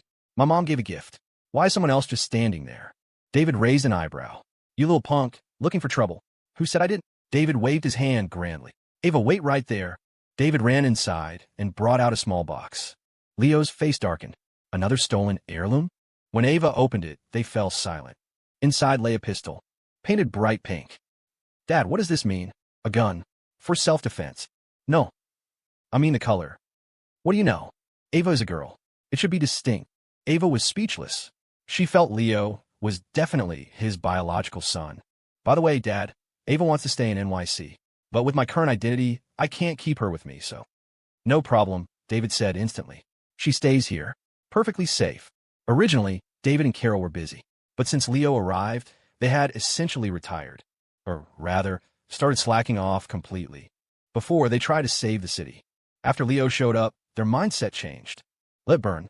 Break it to fix it. Let Leo handle the mess. So David played poker all day. Uncle, is there anything I can do? Ava asked softly. I want to help. David paused. He didn't know what to give her. Leo suggested. Let her run logistics. Leo had noticed Ava's talent for detail. She missed nothing. She was perfect for logistics. David's operation had zero logistics. Guns, ammo, meds, food, it was chaos. Use it now, worry later. It was a disaster waiting to happen, mainly because David's men were roughnecks who didn't care for details. Logistics? David blinked. Do we have that? Leo was speechless. Even Carol scolded him. Of course we do. You brute. Do you even know what departments you have? David looked embarrassed. Vince usually handled things. They decided Ava would head the logistics department. Leo checked the time. He needed to get back to the clinic. He had been gone too long. But since Leo was dead, no one would suspect Rain, Kane, and the others stayed with Ava to support David's group. Leo said goodbye to Ava and prepared to leave. Suddenly, he noticed someone missing. Strange. Where's Uncle Reed? I don't know. He was just here. Unbeknownst to them, Anthony Reed had quietly slipped away to Caldwell's Crossing. Anthony Reed strode into the main house at Caldwell's Crossing. Guided by the butler, he pushed open the door to a private study. You're here. Inside, Sterling looked up at Anthony and smiled. What brings you all the way out here? Shouldn't you be holding down the fort in Ethelberg? They were the only two in the room.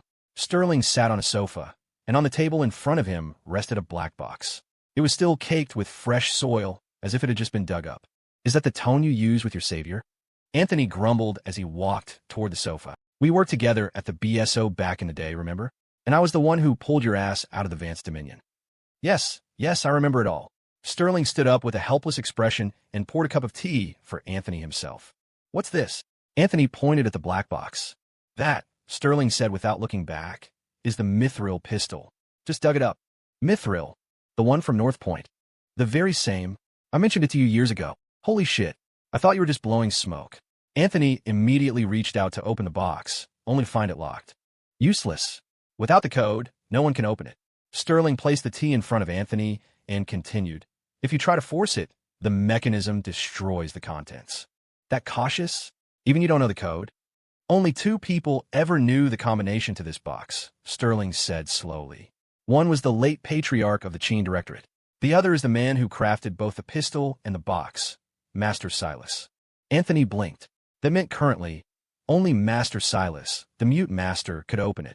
Do you really want that Horde? What do you think? Don't play games. I know you. You wouldn't look twice at mere treasure. Not necessarily. What if I've just been putting on an act all these years? Then I'd beat you to death myself. Anthony took a sip of tea, then set the cup down. I didn't come here for anything major. Just want to let you know that the supplies you asked for, my wife is having them shipped over. They'll be here soon. Good. Sterling nodded. Thanks. One more thing, Anthony said, his expression turning serious. About Leo Evans. I hope you aren't planning to use him. First off, he's my son-in-law now. I don't want anything happening to him. Secondly, I don't think you can control him. It might backfire on you. Sterling fell silent for a long time before speaking. Anthony, you know we don't have much time left. Originally, I planned to use more extreme measures, but Leo's appearance changed my mind. So, Leo has to follow my plan. Everything I'm doing is paving the way for him. Anthony frowned, staying silent. Sterling picked up his teacup, paused, and continued. How about this? I promise you, when the critical moment comes, I will let Leo make the choice himself. Deal. Anthony looked torn. then let out a long sigh. Sigh.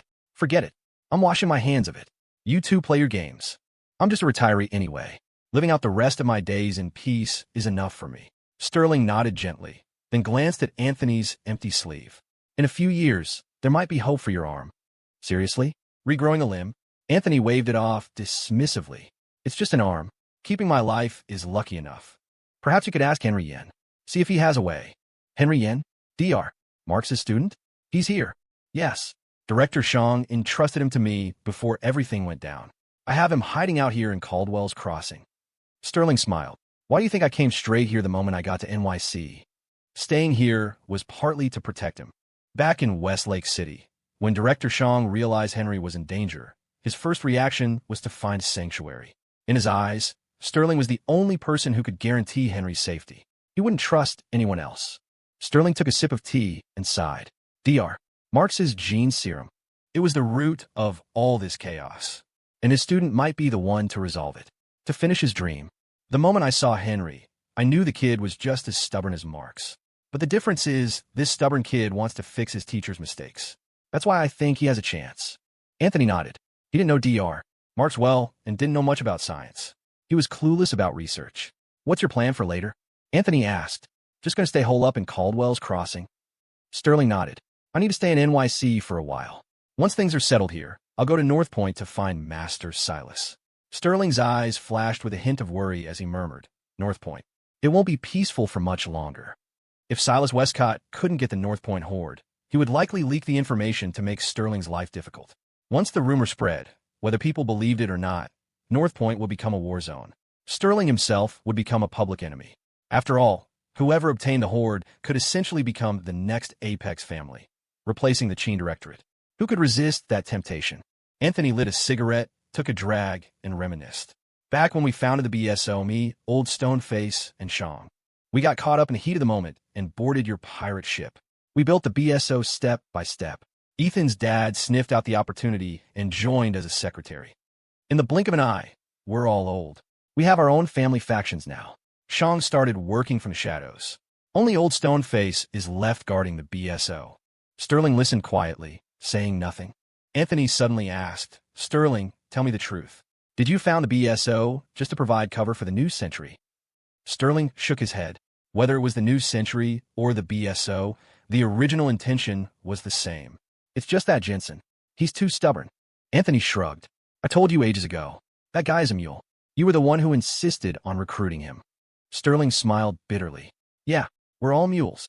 It's exactly because he's there that I had to leave the BSO. Under his leadership, the BSO can go further. Jensen is the true soul of the BSO. Under the cover of night, Leo Evans had already transformed his appearance into Dr. Rain and was walking back to the clinic. From now on, the identity of Leo Evans would have to go dormant for a while. Of course, if he wanted to stir up trouble. For operations, he could just wear a mask like Nick's. But Leo planned to be a law-abiding citizen for a bit. After all, he wasn't the type who enjoyed causing chaos. Young man, care for a reading? Suddenly, a voice called out. Leo turned to see a man wearing a hat and sunglasses sitting at a small street stall, looking at him with interest. In front of the stall lay a white cloth with crude writing. Get a reading. If it's not accurate, consider a scam. Leo's mouth twitched. Doing business like this? Could he actually get customers? And if he did, wouldn't he get beaten up? Leo looked around. It was late, and the street was empty except for him and the sunglasses man. No wonder you're out here at this hour. If it were daytime, putting out a sign like that would get you drowned in spit. Leo shook his head and muttered, Do I look that easy to scam? What kind of talk is that? The sunglasses man looked offended, pointing at the writing on the cloth. It's only a scam if it's inaccurate. If it's accurate, it's not a scam, right? Can you be accurate? Hee. That depends on what you want to know. Tell me my last name. All right, let me consult the cosmos. Young man, your last name is definitely Smith, right? Leo turned and walked away. He must have lost his mind to waste time here. Hey, wait, don't go. I know. Your name must be Johnson. Or maybe Williams. Just kidding, actually it's Jones, right? Leo kept a poker face. Go ahead, guess through the whole phone book. Unethical, old scammer. However, the scammer's next words made Leo frown and stop in his tracks. Last try. Your last name is Evans, isn't it? Leo whipped his head around, staring intensely at the sunglasses man. Was it a coincidence? A lucky guess? Would a normal person guess Evans out of the blue? Leo was uncertain. Was this guy guessing, or did he actually know something? Seeing Leo's reaction, the sunglasses man felt reassured. I was just joking before. Do you believe me now, Mr. Evans? However, Leo shook his head. My last name isn't Evans. Huh? The sunglasses man was dumbfounded. My last name is Rain. First name, Doctor. Leo continued. If you want to scam people, go find someone else. Don't waste my time. Leo turned to leave, but the sunglasses man stared intently at his back and spoke slowly. Faking death to escape, deceiving the world, refusing to even acknowledge your own name. TSK, TSK, TSK. Truly cautious. As soon as the words left his mouth, a sharp glint flashed in Leo's eyes, and he vanished from his spot. The next second, a sharp dagger appeared out of thin air, pressed against the sunglasses man's throat. Who the hell are you? Leo's low voice came from behind. Yet, the sunglasses man showed no panic. Instead, he chuckled lightly. Now are you interested in a reading, young man? Leo's gaze was heavy, his grip on the dagger tightening. Don't be like that. Killing me won't get you anything, the sunglasses man said helplessly. I'm not your enemy. No need to treat me this way, right? Hearing this, Leo pulled the dagger back and retreated a few steps, his eyes locked on the man. The sunglasses man let out a sigh of relief, then sat back on his small stool, gesturing for Leo to sit opposite him. Leo sat down slowly. Who are you? What do you want? I'm a fortune teller. I'm just working. Bullshit. Don't tell me you calculated all that just now. Fate and destiny are mysterious things. You don't understand them. So how do you know I can't calculate them? Leo looked at him indifferently, but internally he asked, System, do you have any skills related to fortune-telling or destiny? Please believe in science, host. Do not indulge in futile superstition. Bullshit. Your existence is the most unscientific thing here, isn't it? This system's existence transcends science. So that's metaphysics? Leo forgot who said it, but the end of science is theology. Did this old scammer actually have some real skill? Young man, I'm not here to cause trouble. I just want to do business. The sunglasses man smiled. If you're interested, I can give you a reading. If not, you can leave. Leo stared at him. How much? Reading destiny, viewing the future, testing fortune and misfortune. Each of these three is $15,000 a pop. The sunglasses man grinned. I can give you a discount for the family combo. Call it $40,000. Leo's mouth twitched. This price. It wasn't just expensive, it was daylight robbery. How do I judge if you're accurate or not? Well, forget it. Since you're my first customer tonight, I'll give you a privilege. The sunglasses man took out a pen and paper and handed them to Leo. Write an IOU first. If you think I'm accurate later, come give me the money, and I'll give you the IOU back. If I'm wrong, the IOU is void. How about that? Seriously? Leo was suspicious. You aren't afraid I'll run? I'm not. The sunglasses man smiled meaningfully. If I'm accurate, we will definitely meet again. If I'm inaccurate, then we aren't meant to meet. Leo looked at the man's punchable smiling face. After a few seconds, he decisively took the pen and paper, scribbled out an IOU with a flourish, and handed it to the sunglasses man. The man took the IOU with a smile, glanced at it, and his mouth twitched. Hey. Why is the signature DR? Rain? Kid, can't you play fair? Leo kept a straight face. Oh, wrote it wrong by accident. He took the IOU back. Then, he changed the signature to David Evans. The sunglasses man looked at it and was speechless. Does your dad know you treat him like this? Can you write it properly or not? If not, hurry up and leave. Don't disturb my business. Leo had no choice but to honestly sign his own name. He had wanted to test the waters again, but he didn't expect the guy to even bring up his dad. The number of people who knew Leo was still alive could be counted on one hand, and it absolutely didn't include this sunglasses man. Leo was truly curious about the man's identity. Friend or foe? Why appear in front of him now? The sunglasses man tucked the IOU away with satisfaction, then asked, So, young man, what do you want to calculate first? Fortune and misfortune, Leo said without thinking. Destiny and the future were vague and ethereal, but fortune and misfortune were the quickest way to verify if this man was the real deal. If he actually predicted something, Leo would go back and beat the system until it coughed up a metaphysics skill. Fortune and misfortune. The sunglasses man pretended to study Leo's face deeply, pinching his fingers as he calculated. Young man, you've just survived a tribulation of life and death. For a short time, your path shows signs of great fortune. No ominous omens. Of course, that is only for the short term. Hearing this, Leo frowned. What do you mean? Hee. According to my calculations, you will soon face your next tribulation. The sunglasses man pointed at the ground and chuckled softly. Right here to the south of NYC, a massive storm is brewing. Leo frowned. South of NYC? He remembered the 4 pillars were located in the 4 cardinal directions of the city. The one in the south was the Grangers. You mean the Granger Foundation? Sure. Heaven's secrets cannot be leaked. The sunglasses man smiled mysteriously. As to specifically what it is, I don't know. This is the only tribulation remaining for you in NYC. In NYC? Leo sharply caught the keyword and asked quickly, You mean there are others elsewhere? That I don't know. I can't calculate that far. The sunglasses man spread his hands helplessly and continued. All right, fortune and misfortune are done. Next, view the future or read destiny. Leo's mouth twitched. He hated people who spoke in riddles, acting like they knew everything but refusing to tell the whole story. Future, Leo said decisively. Future, a good choice. The sunglasses man pondered for a moment, then suddenly asked, Young man, I want to ask you a presumptuous question. Do you prefer the identity of Leo Evans or Dr. Rain, or rather, which life satisfies you more? Leo answered without hesitation. Whether it's Leo or Rain, they're both me. By the same logic, whichever life it is, it's my own life. The sunglasses man raised an eyebrow. Is that so? Then what if you were forced to make a choice? What do you mean? In the near future, you will face a choice.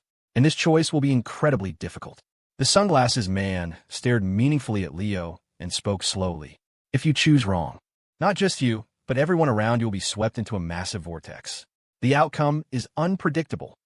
That mysterious? Leo didn't believe it at all. He pulled a coin from his pocket.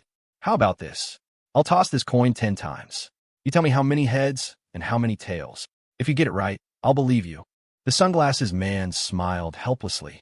Whether you believe me or not has nothing to do with me, but I'll play along. Leo smirked, placing the coin on his thumb. 10 times. How many heads? How many tails? With his control over force, he could completely dictate the outcome.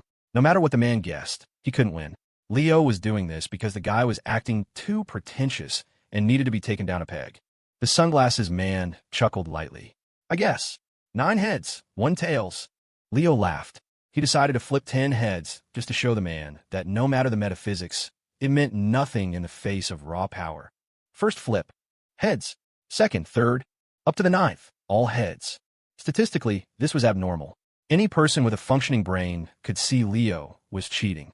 However, the sunglasses man sat calmly in his chair, waiting for Leo to flip the final coin. Sunglasses, one last chance. Heads or tails? Leo asked. The man chuckled. Just flip it. Leo controlled his strength and flipped the coin. In his calculation, with his force, it would land heads up no matter what. However, just as the coin reached its peak, a sudden gust of wind blew. The coin's trajectory shifted. Under Leo's stunned gaze, it tumbled and landed on the sunglasses man's hand. Tails, the sunglasses man said faintly. I win. Leo froze for a full 3 seconds then. System, hand over the metaphysics skill right now. I know you have it. I want to learn this. It's too cool. Damn it. I don't want the heaven splitter anymore. Swap it for this. Hurry up. The system remained silent, ignoring Leo completely. The sunglasses man handed the coin back to Leo, then started packing up his stall. It looked like he was leaving. Hey, wait, what are you doing? Closing up and going home. The sunglasses man said matter-of-factly, making this one deal tonight is enough for me to eat and drink for a year. Why would I work overtime? My hours are flexible. I work when I want, rest when I want. Unlike some corporate mules, dreaming of open pastures while stuck in a cubicle making coffee. Oh wait, those are mules. Never gonna see the light of day. Leo's mouth twitched. That comment seemed to insult a lot of people. But I bought the family combo, damn it. You haven't read my destiny yet. What are you talking about? Didn't I just show you? The sunglasses man packed everything into his backpack, hopped onto his small electric scooter, and looked back at Leo. That coin. He pointed at the coin in Leo's hand. And that gust of wind. He pointed at the empty air. That is your destiny. The sunglasses man spoke profoundly. Even in a development that seems unchangeable, a gust of variable wind will always appear. And what kind of variables that wind brings, no one knows. Maybe heads, maybe tails. But no matter what, it's better than it always being heads, isn't it? With that, the sunglasses man started the scooter, ready to leave. Leo paused for a second, then frowned. Where do I find you to pay the IOU? The sunglasses man rode away, leaving behind his back and a short sentence. North Point, East Side Ridge. After riding a distance, the sunglasses man stopped at a corner. Looking at the IOU in his hand, the corners of his mouth couldn't stop rising. Another 40 grand in the pocket. Scare me to death. If that gust of wind hadn't suddenly picked up, I wouldn't have known what to do. Sterling was right. This place is full of rich idiots. Just spouted some vague nonsense and bluffed him completely. If only people in North Point were this easy to scam. Strike while the iron is hot. Let's see if I can hoodwink another sucker. Whistling happily, the sunglasses man rode his scooter to another street to set up his stall again. What did you say? Inside the Westcott estate, Silas Westcott spoke with disbelief. You're saying the Chin crew and the Wong Syndicate were wiped out? Patriarch, it wasn't just them. Many subsidiary families were wiped out while you were all besieging Leo Evans. And judging by the injuries, it's highly likely it was the work of variants. Hearing this, Silas frowned deeply. Could it be Nix? No, Nix had no reason to attack those people. Nix was only interested in the asset. Besides, wiping out so many families in such a short time, especially when so far apart. Nix couldn't do it alone. Who else? Silas's brow locked tight. Suddenly, a possibility struck him. The Grangers. Only one of the 4 pillars could achieve this. While the Shang and Osborne families were besieging Leo, only the Grangers were suspiciously absent. Thinking of this, Silas ordered decisively, handle the aftermath for those wiped-out families. Then, send spies to the Granger Foundation to scout the situation. Once you find any unusual movement from the Grangers, relay the message to me immediately. Also, investigate the name President Morgan for me. I want all his data. Yes, Patriarch. I'll get on it right away. Steward Shu hurried off to make arrangements. At the same time, Harrison Shang and Otis Osborne issued similar orders. Eyes on the Granger Foundation. System, do you really not have any metaphysics skills? On the way back to the clinic, Leo asked undeterred. Check your skill library again, carefully. If not, ask your system friends. See if they have any. Borrow one. Post a status update or something. Ask the protagonist next door if his system has one. Please respect this system. Host. Leo's nagging finally broke the system's silence. What did he think skills were? Kids' toy guns that you could borrow on a whim? If he could really borrow things, the system would have snatched the Heaven Splitter for him ages ago. Respect? Now you talk to me about respect? Leo scolded. Back when your crappy beginner missions had host death as the penalty for failure, why didn't you talk about respect then? Forget the Heaven Splitter. I can't even cultivate immortality. And you have the nerve to call yourself a system? Pa, let me tell you, it's only because I have a good temper. Any other host would have self-destructed with you by now. The system ignored Leo, likely muting him. If it had known this guy was such a piece of work, it would have chosen someone else. Leo cursed his way back to the clinic. Sebastian Westcott and Marco hadn't slept yet. Boss Rain, you're finally back. The guards let out a sigh of relief, seeing Dr. Rain return. He had been gone a long time, and with the major events outside, they were worried about his safety and had sent people to look for him several times. Marco sat obediently at the counter like a child who had made a mistake. He knew how big of a mess he had caused. If Ava hadn't stepped in to save him, Leo probably would have thrown him into the ocean to feed the fish. Sorry to make you worry. Leo smiled apologetically. Ran into an old friend from North Point. We had a drink on a whim. A friend from North Point? Everyone paused. Someone excitedly asked, could it be Master Silas? Leo shook his head. Not him. Just an old acquaintance who likes fortune-telling. Hearing this, disappointment showed on their faces. They thought the legendary gunsmith had come to NYC personally. Leo was surprised. Was Master Silas that popular? He didn't know that the renown of Master Silas of North Point was so vast that he had fans everywhere. A legendary firearms expert wasn't a hollow title. By the way, Boss Rain, did you hear? That Leo Evans guy is dead, someone spoke up. Just a few hours ago, 3 of the pillars besieged him at the Gilded Tower. Heard the guy held out for 4 minutes alone in that situation before dying of exhaustion. Yeah, he was like a monster. I can't imagine how brutal that fight must have been. Actually, it wasn't that brutal, Leo thought. Suddenly, Leo noticed Sebastian's expression was strange. Sebastian, what's wrong? You look off. Sebastian shook his head. Nothing. Just thinking about some things. What? Leo Evans is dead and you're not happy. What's there to be happy about? Sebastian huffed. If we're talking about happy, Oliver Osborne and Spencer Shaw's fates make me happier. He hesitated, then said, I just heard. That Leo guy seemed to be besieged because he was protecting a little girl at the Gilded Tower. I know it's not my place to say this, but in my opinion, Leo was a real man. Hearing this, the guards quickly interjected. Young master, you absolutely cannot say that outside. The heir of the Westcott family siding with Leo? That kind of talk would cause unnecessary trouble if it spread. Leo was surprised. He didn't expect Sebastian to say such a thing. Surprises me. Are you saying you haven't been to the Gilded Tower and done those things, young Master Westcott? I haven't. At least I'm not like Oliver Osborne. Sebastian said seriously. Even if I was a playboy before and had relations with girls, it was always consensual. I never forced them. Leo nodded, then casually asked, "Did you drink your medicine tonight?" Hearing this, Sebastian's expression instantly turned bitter. And not yet. Leo turned his head and silently looked at the group of guards. The guards immediately understood the assignment. Same old rules. You two hold the young master down. I'll pour. Several guards expertly moved in, pinning Sebastian firmly in place. Wait, hold on. Let this young master mentally prepare. Sebastian panicked. Was it happening this fast? The atmosphere was just getting emotional, and suddenly it's force-feeding time? Leo pinched his nose and walked toward his room, calling back. Make sure he drinks it all. No waste. Don't worry, Boss Rain, we got this. The person in charge of pouring plugged his nose with tissues, looking spirited. He approached Sebastian step by step with the brewed medicine, looking like a demon serving sludge in hell. Young master, time for your medicine. I know, I'll drink it, just wait a sec. MMPH. A short while later, Sebastian lay paralyzed on the floor, the light gone from his eyes. Leo walked into his room. After closing the door, he froze at the figure by the window. Professor Miller. Leo sighed helplessly. Do you know that breaking into a boy's bedroom without permission is very rude? Your room smells terrible. I didn't want to come here anyway. Professor Miller looked Leo up and down, clicking his tongue in wonder. How did you do it? Miller's eyes were full of curiosity. You survived that? Is Harrison Sean blind? What? Judging by your tone, were you hoping I'd die? Leo rolled his eyes. No. Miller shook his head, sighing. I just think the saying, scourges live 1,000 years, really isn't wrong. Do you actually need something? Leo snapped. Don't tell me you made a special trip just to see if I was dead. Impossible. I came for something very important. Miller finished speaking and extended a hand toward Leo. Lend me some money. Now. Didn't you just take 150 grand from me? Spend it. Bullshit. What did you buy that you spent it that fast? None of your business. Anyway, it's gone. Leo's mouth twitched.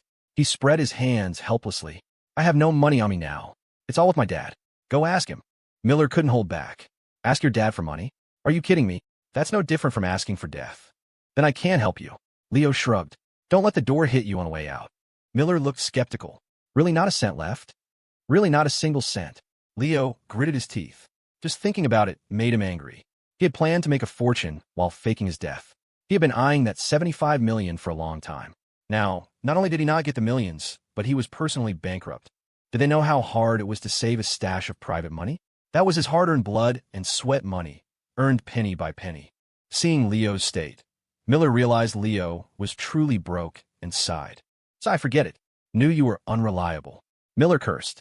Lucky I saved a trick before retiring from the underworld. I hid some gold. Hearing this, Leo's ears perked up. Hid what? Nothing. I heard you. You said you saved a trick before retiring and hid some gold. You brat. You heard every word and still asked. Professor Miller, where did you hide it? How much gold? Leo rubbed his hands together, looking expectant. As your prize student, I have an obligation to help you dig up this wealth. Miller rolled his eyes, as if he would tell Leo. Don't even think about it. I'm not telling you where it is. I'll dig it up myself later. I came to find you for another reason besides money. Miller leaned against the window and sat down. During the time you were being besieged, several subsidiary families of the Four Pillars were wiped out. Did you know? Leo nodded. My dad told me. What about it? I happened to be at the scene when a few of those families were wiped out. What the hell? Leo was stunned. So Miller was an eyewitness? So, you saw who did it? Nonsense. I was there, of course I saw. Miller said grumpily. That's where the problem is. There's no doubt it was Variants who did it. But the key is I felt something was wrong. If we're talking suspicion, the Granger family is undoubtedly the most suspicious. But even the Grangers' own subsidiary families were attacked. Also, I want to see the scene where the Wong Syndicate was wiped out. I feel like that one was likely Nix's doing. Leo asked, confused. Reason? Intuition, Miller said seriously. If you really have nothing else to do, you might as well go back to AU and teach class. Leo said speechlessly. Intuition? What kind of answer is that? Without a shred of evidence, you suspect Nix? Isn't that why I'm looking for evidence? Miller spread his hands. It was in the process of looking for evidence that I ran out of money and came to ask you for some. Great. Now he wasn't even saying borrow, just ask. And he said it so matter-of-factly. Leo didn't expect Miller to pay back the previous 150 grand for a distinct educator. Huh. What was Ethelberg University's HR department doing? Did they not consider moral character when hiring? Leo decided that if Miller didn't pay back that money, he would write an anonymous report letter when he got back to Ethelberg, reporting Professor Miller for moral corruption. Tenure? Keep dreaming. Anyway, be careful. If Nix is really involved in this, it gets complicated. Miller's eyes were grave. We always thought Nix was a lone wolf. But what if there's a faction behind it? Leo sucked in a cold breath. You mean, a faction entirely of variants? Not necessarily. Miller shook his head. I still need to investigate this. Everything is just speculation right now. Hard to say, but as far as I know, creating variants requires technology and resources. Nix shouldn't have those things. So I'll lean more toward Nix being recruited by a faction, or Nix belonging to that faction from the start. Leo exhaled slowly, feeling a headache coming on. Why did it have to be so complicated again? Taking a day off, 2 chapters, we'll make up later, moi. Professor Miller, next time you find Nix, notify me directly. We'll go over and take it out together. Leo couldn't be bothered to think so much. Conspiracies and schemes. He was too lazy to investigate. Just wiping them all out was the way. Hard to handle? Then handle them all. You brat, are you confident? Miller looked unconfident. Don't let us both run in just to feed the enemy. Don't worry. Even if we can't beat it, we can still run, right? Miller nodded. That was true. With Leo there, at least escaping wouldn't be a problem. All right, I'll go investigate first. I'll tell you if I find anything. Miller turned and leaped out the window without looking back. His main goal had been to get money, but he hadn't anticipated that the current Leo was a pauper. Leo also realized this problem. He sighed and murmured, gotta find a way to make some money. NYC, Granger Estate, inside a dim room. Young master, using the chaos, we attacked a total of 7 subsidiary families. To avoid suspicion, we even hid our own subsidiary families. Listening to the butler's report, Gareth Granger sat in a chair, nodding gently. Well done. But this impromptu action of ours will likely expose quite a few things. The other 3 pillars have probably noticed some anomalies. Father still needs time. So no matter what, we cannot let them disturb Father. Gareth's face darkened, looking grim. From now on, strengthen security. If any spies from other factions are found, kill them on sight. Also, notify President Morgan. Tell him to behave during this time and not cause extra trouble. Our plan has reached the final stage. We absolutely cannot fail. Understand? Yes, young master. The butler bowed respectfully. I will do as you say immediately. The butler hurried away. Gareth watched the butler's back and took a deep breath. Father, you must succeed, Gareth murmured. Early the next morning, when Leo opened the door, he sensed something was wrong. There were extra people in the clinic. Mr. Rain, long time no see. A voice rang out. Leo turned to see a man sitting in a nearby chair, drinking tea unhurriedly. It was Otis Osborne. Sebastian Westcott and Marco stood obediently to the side, silent. Mr. Rain, do you remember me? Otis smiled. Of course. I wonder what brings Patriarch Osborne to my clinic. Did Mr. Rain hear about the incident at the Gilded Tower yesterday? Such a big event, it would be hard not to hear about it, right? That makes things easier. Otis waved his hand, and several people carried a stretcher in. Lying on a stretcher was a person, Oliver Osborne. Currently, he was wrapped in bandages, motionless, looking heavily injured. Even Sebastian couldn't help but suck in a cold breath, followed by a rush of pleasure in his heart. Evil gets its retribution. That's what you get for doing evil all the time. As the saying goes, evil people need evil people to grind them down. Someone like you should be treated by Leo. Leo frowned, forcing himself to recognize the figure. Could this be young Master Osborne? How'd he end up like this? Injured so heavily. That Leo Evans struck so viciously. Hearing this, Otis couldn't help but sigh. Yes, that Leo Evans struck too hard, reducing my son to this state. Then, Otis pulled Dr. Rain to a corner, his face full of worry, whispering, most of the injuries on Oliver's body have already been treated at the NYC hospital. They aren't major issues, but the key is the injury to his groin. Even the NYC hospital had no solution. Silas Westcott told me that Mr. Rain is a man from North Point's East Side Ridge with superb medical skills. You can cure many diseases that the NYC hospital can't. So, I immediately brought Oliver here without stopping, hoping Mr. Rain could take a look. Hearing this, Leo tried hard to stifle his laughter, then said, I see.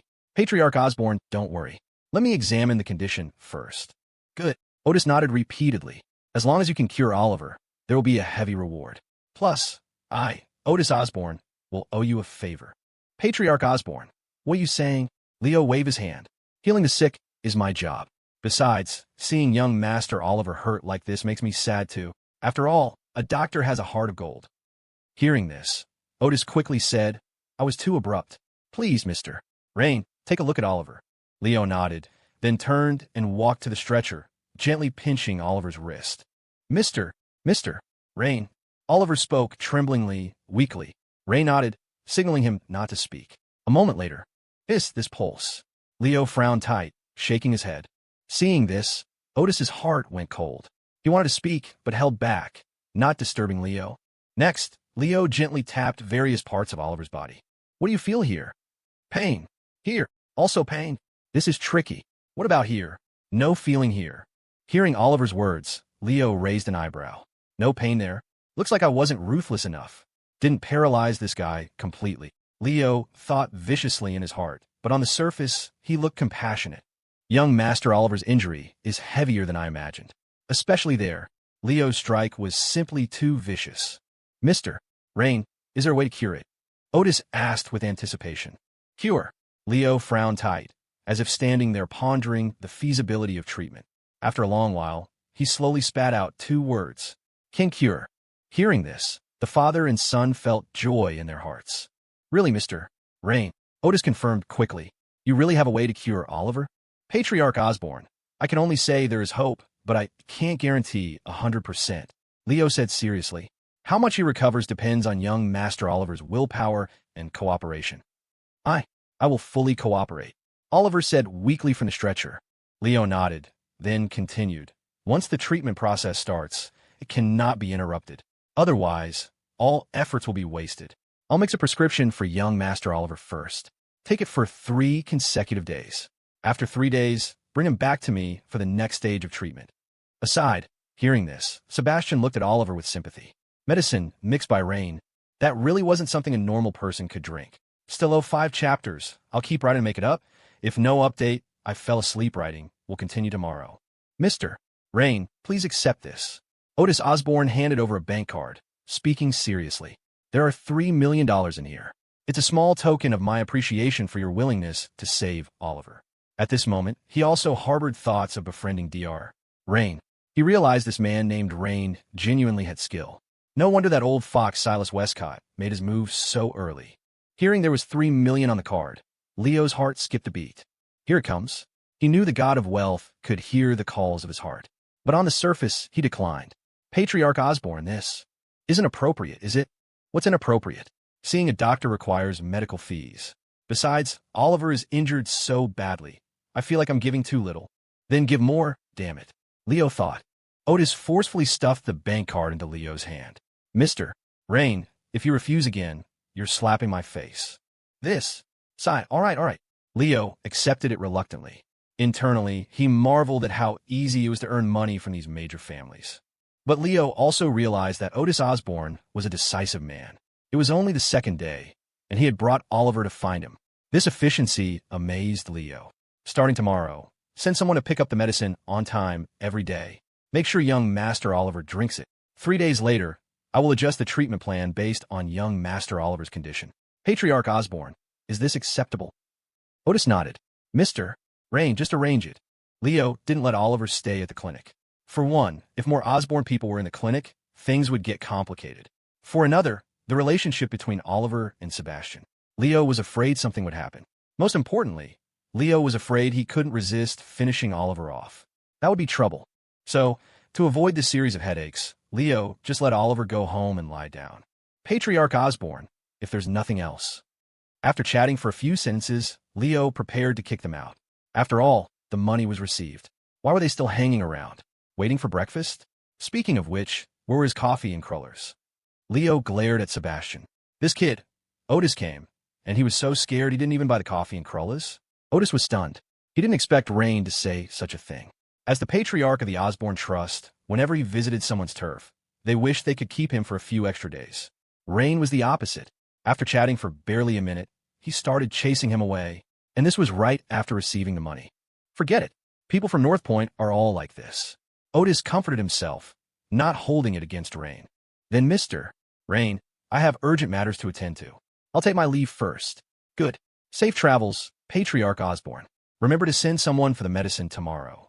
Leo watched the group leave with a smile. Then, Leo's expression changed. He turned to look at Sebastian. Where are my coffee and crullers? Huh. Sebastian was confused. Wasn't Uncle Otis here? Uncle Otis? Did he look you in the eye once from the moment he entered to the moment he left? Leo scolded. He didn't even put you in his sights, and you were standing there like an idiot in timeout. With that time, you could have gone to buy my breakfast. Sebastian was stunned by the scolding, stammering. Then, I'll go buy it now. Nonsense. Or should I go buy it for you, young master? Leo snapped. Sebastian looked bitter and trotted out the door to buy breakfast. The dignified heir of the Westcott dynasty had now been molded into Leo's shape. The guards were already used to this sight. After Sebastian left, Leo hooked his arm around Marco's neck and pulled him into a corner. Marco, tell me, what happened in the clinic just now? You agreed to treat Oliver Osborne and accepted $3 million from the other party. Wrong, Leo said in a low voice. There was no matter of $3 million, understand? Marco swallowed hard. You don't worry, Mr. Lau. This time I'll definitely keep the secret. I won't let the young miss know again. Leo stared intently into Marco's eyes. You better. With that, Leo returned to his recliner, leisurely waiting for his breakfast. Marco quietly breathed a sigh of relief, swearing to himself he absolutely wouldn't betray Mr. Leo again. Meanwhile, inside the Shang dynasty estate, Harrison Shang's face was dark as he looked at a stack of papers. He spoke. So you're saying Leo Evans's blood is no different from a normal person's? Judging from the data results, yes, a man wearing glasses and a white lab coat said. Harrison frowned, asking, aside from that, were there really no anomalies? If we're talking anomalies, there is one. The man said awkwardly. The blood contains excessive amounts of grease decomposition products. Generally, this situation is caused by eating too much fried street food. Hearing this, Harrison couldn't hold back anymore. He roared. You mean to say the three pillars combine forces only to lose a quarter of our manpower to a normal person who loves eating street food? Is that what you mean? The man fell silent, lowering his head, afraid to speak. He wanted to say that from the data, it was indeed so, but he knew if he said that, he'd probably be sent to grab a takeout box in the afterlife. Harrison also regretted handing over Leo's corpse. Even worse, it was agreed that the data analysis results would be shared among the three families. Now, if he told Silas Westcott and Otis Osborne that the blood analysis results showed Leo was a normal guy who loved street food, there was no way they'd believe it. They would think he found something major and refused to share, wanting to hog it all. Thinking of this, Harrison felt a headache coming on. Do the blood analysis again. Carefully, Harrison said grimly. Do not let any abnormal detail slip by, understood? The man was helpless. He was a professional, so he knew even if he did it 1,000 times, the result wouldn't change.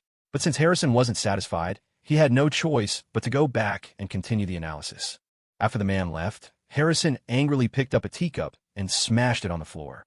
Damn it, damn it, damn it. He had expended so much effort, even letting Director Shang escape, just to kill Leo. He had hoped Leo's blood would bring him some gains. Wait, Harrison suddenly looked up. Leo couldn't be a normal person. Since the blood had no anomalies, could it be somewhere else? The corpse, Harrison muttered. David Evans and his wife wanting to take their son's body is understandable. But what if Leo's true secret is actually in the body, and David is afraid I'll find it? The more Harrison thought about it, the more he felt it was possible. He was even considering whether to go to David Evans and snatch Leo's corpse back. NYC, a cabin in the woods. Knock, knock, knock. Who is it? It's me. The wooden door opened. Nix's figure stood in the doorway, the demon mask on his face hideous and terrifying. After his previous mask was shattered by Leo, he had gotten another one from somewhere. Nix looked at the visitor and asked in a low voice, What is it? Leo Evans is dead. The young master says for you to behave recently. Don't cause any more trouble. Now, is dead. Nix paused. He recalled the scene that night when Leo punched through his mask and couldn't help asking, how did he die? Besieged by the 3 pillars and major NYC forces at the Gilded Tower. Died of exhaustion in battle. Harrison Shang personally put a bullet in his heart. After speaking, the man added, our attacks on those families might have been detected. You stay put here honestly for now. Don't go anywhere. Nix frowned deeply. He had wondered why the 4 pillars made no move the night he attacked those families. Turns out they were besieging Leo. Nix snorted coldly. I only have a cooperative relationship with you. It hasn't reached the point where I have to listen to your orders. President Morgan, you'd better not make any other moves. The man warned. The Patriarch is at a critical stage. If something goes wrong, what you want to do will go up in smoke. Also remember, without the Granger Foundation, there would be no President Morgan today. Learn to be grateful, understand? Hearing this, Morgan's eyes narrowed behind the mask, and his fists clenched. You turned me into this monster, and I have to thank you? How can you say that?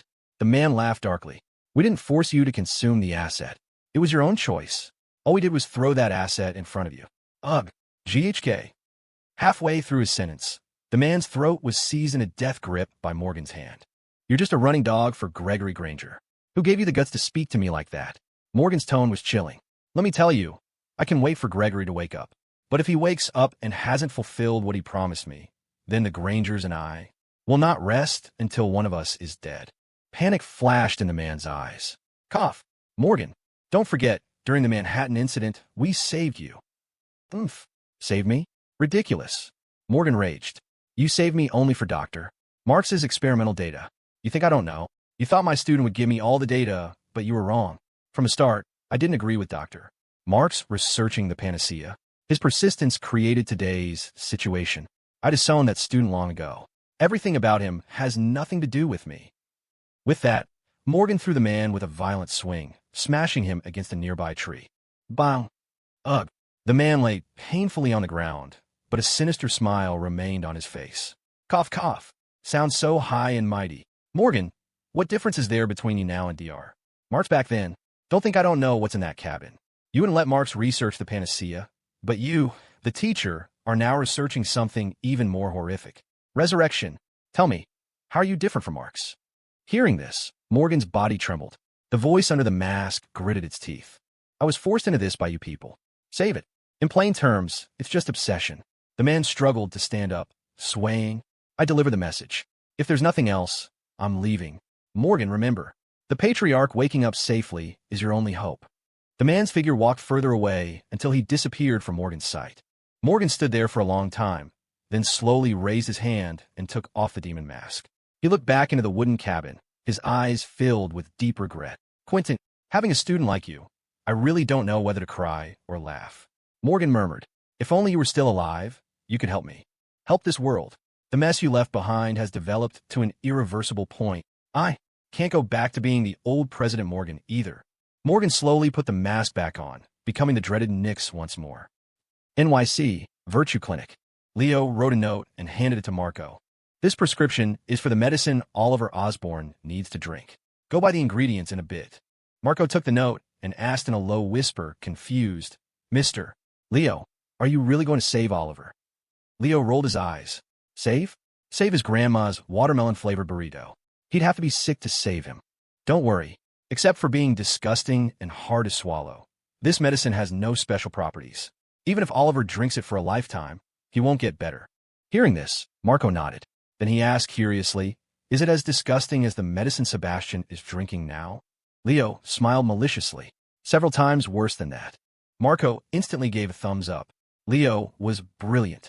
With Oliver's spoiled young master temper, he definitely wouldn't be able to drink such a thing. Then, when the condition didn't improve, Leo could push the responsibility away. Your young master didn't take the medicine according to the regimen. Can you blame me for not curing him? Put it that way. And even if Otis Osborne came personally, he'd have nothing to say. By the way, give me a mask too. Leo roughly described Nix's demon mask, telling Marco to buy a similar one. Although Marco didn't know what Leo planned to do, he nodded and agreed. Then Leo asked Marco to bring back a burrito. After confirming Leo had no other requests, Marco went out to start his procurement mission. Watching Marco leave, Leo glanced at Sebastian, who was exercising, and the guards cheering him on. Young master is awesome. He could do 20 push-ups in a row now. Now the young master runs 10 kilometers without us dragging him. It's a night and day difference. His physique has improved a lot too. Worthy of the young master. Sebastian was gradually getting lost in the praise, doing push-ups with increasing vigor. Leo watched this scene, shook his head with a laugh, and returned to his room alone. After closing the door, Leo walked to the window and called Ethan. I'll see if I can write another chapter. If not, I fell asleep. Hey Ethan, how's Freezer Face doing? Leo's opening line confused Ethan completely. What Freezer Face? Director Shang. His face is cold as a freezer all day. Ethan's mouth twitched. That's technically my father-in-law. Can you not call him that? Then what should I call him? Icebox Face? Forget it. What do you want? Ethan couldn't be bothered to argue with Leo. If they kept talking, he feared his title of Captain Edgeblade would reach Lucia Shang's ears. That would be the real sky falling. First tell me, how's the situation with the icebox? Not great. He took heavy injuries at the Shang estate. Currently in a coma. He wakes up occasionally for short periods. Lucia has been taking care of him. Ethan explained Director Shang's situation to Leo in detail. Leo listened silently, nodding, as long as he wasn't dead. So you're going back to Westlake City for now? Yeah. Looks like I have to stay in NYC for a while. What? Want to come play something exciting with me? No. Ethan kept a poker face and rejected immediately. Leo's mouth twitched. Didn't expect this guy to be so decisive. Don't be like that. You're idle anyway. Let's cause some trouble together. Didn't you just fake your death to escape and plan to lay low for a while? Yeah. Leo Evans is laying low. What does that have to do with me, Dr. Rain? You motherf. Ethan had 10,000 curse words he wanted to spray in Leo's face. Would this guy die if he didn't cause trouble? So what do you want to do? Don't ask. Just bring Kane and come find me tonight. I haven't agreed to go with you. Fine. Tonight, 9 o'clock. Be there or be square. Beep, beep, beep. Leo hung up, giving Ethan no chance to refuse. Ethan gritted his teeth, squeezing the phone, taking deep breaths to calm himself. What's wrong? Who upset you? You look angry. Lucia Shang and Ava Reed walked over, talking and laughing. Seeing Ethan's state, they asked. In David Evans's stronghold, Ava and Lucia's relationship had grown closer by the day. They were now good sisters, inseparable. Who else? Thou. Ethan said grumpily, called and said he wants to take me to do something exciting. Exciting? Lucia and Ava immediately went on alert, looking at Ethan with scrutiny. Ethan realized they misunderstood and quickly waved his hands to explain. Not that kind of exciting. Oh, then tell us, what kind of exciting were we thinking of? Lucia asked coldly. Ethan was speechless. He hated Leo enough to chop him into 1,000 pieces. It's all what Leo said. I'm just relaying his words. Ethan decisively threw the pot to Leo. I don't know what exciting thing he wants, but I firmly rejected him. I swear to heaven. Ethan raised his hand as if taking an oath, his gaze incredibly firm. What does Leo want to do now? Ava frowned, dissatisfied. He just went through a huge battle. Does he think he has multiple lives to waste? Ethan nodded repeatedly. He didn't know how many lives Leo had. He only had one anyway. Just then, Ethan's phone rang again. He picked it up and silently held it up to the two women. Leo calling. Ava frowned, reached out, took Ethan's phone, and answered. By the way, Ethan, forgot to tell you. Remember to bring 2 masks. Don't expose you and Kane's identities. Remember, 9 o'clock. Be there or be square. Ava snorted coldly. You're having a lot of fun, aren't you? Hearing the familiar voice, Leo froze. He quickly checked his phone. It was Ethan's number, all right. Why was Ava answering? Leo quickly realized they were probably together, and Ethan had sold him out without hesitation. Leo didn't blame him. If their positions were swapped, he would sell Ethan out just as fast. But business was business. It didn't stop Leo from cursing Ethan in his heart. Ava, listen to my explanation. Okay, make your excuses. Well, I plan to invite Ethan and Kane out for barbecue tonight. Barbecue requires wearing masks. Isn't it for fear of being recognized, exposing identities, and causing unnecessary trouble? Hearing this, Ava glanced at Ethan and asked directly. Leo says he's just asking you to get barbecue. True or false? False. He never mentioned barbecue to me. Ethan said without hesitation. Saw the, Lao. It's not that I don't want to help you. If it were just Ava here, I'd help you bluff. But Lucia is here too. Better you die than me. On the other end, Leo naturally heard Ethan's answer, and his face went dark. Ethan, you bastard. Just wait until the tables turn. Ava, let me explain. Be safe? Huh? I said, be safe. Ava repeated, then sighed helplessly. Anyway, you'll go cause trouble in the end. I can't watch you all the time. But no matter what you do, you must be safe. You are not allowed to get hurt, and definitely not allowed to have something like that battle happen again. Do you hear me? Hearing this, Leo felt moved. With a wife like this, what more could a husband ask for?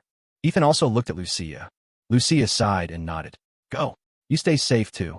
She knew that no matter how unwilling Ethan seemed, as long as Leo needed him, he would go. Ava, don't worry. I'll definitely take care of myself. I absolutely won't get hurt. Even if Ethan and Kane both drop dead, I won't suffer a scratch. Leo promised righteously. You'd better. Ava wanted to chat with Leo longer, but remembering it was Ethan's phone, she let it go. She hung up and returned the phone to Ethan. You need masks, right? I'll go find 2 for you. Ava was managing logistics now. This was a small task for her. Then, Ethan found a confused Kane and told him about it. When Kane heard it was an operation with Leo, he refused no matter what. Finally, Leo called and promised to get Kane a top-tier sniper rifle. Only then did Kane reluctantly agree. I'll see if I can write another chapter. If not, I fell asleep. This is the mask you found for us. Ethan and Kane stared dumbfounded at the 2 masks in Ava's hands. A knockoff Captain America and a pink piglet with a hairdryer nose. Yeah, these are already the most suitable ones I could find in the warehouse. Ava said helplessly. Don't know why, but Uncle David's warehouse always has weird stuff. Are there no others? Kane asked, unwilling to give up. Wearing this kind of mask was truly humiliating. There are. Ava blinked. There's also a big bad wolf and red wolf set. You want those? Kane. Ethan. After a long silence, Ethan spoke first. How about we go buy some on the street? Kane nodded quickly, agreeing. Seeing this, Ava got unhappy. She had spent a lot of effort digging these out of the warehouse. And these 2 were being picky. I don't care. You have to wear the ones I brought. Ava said fiercely. I got dust all over my clothes finding these for you. If I find out you wore other masks, you're dead. Hearing this, the 2 looked at each other and saw the helplessness in each other's eyes. Fine. Nobody knows us with the masks on anyway.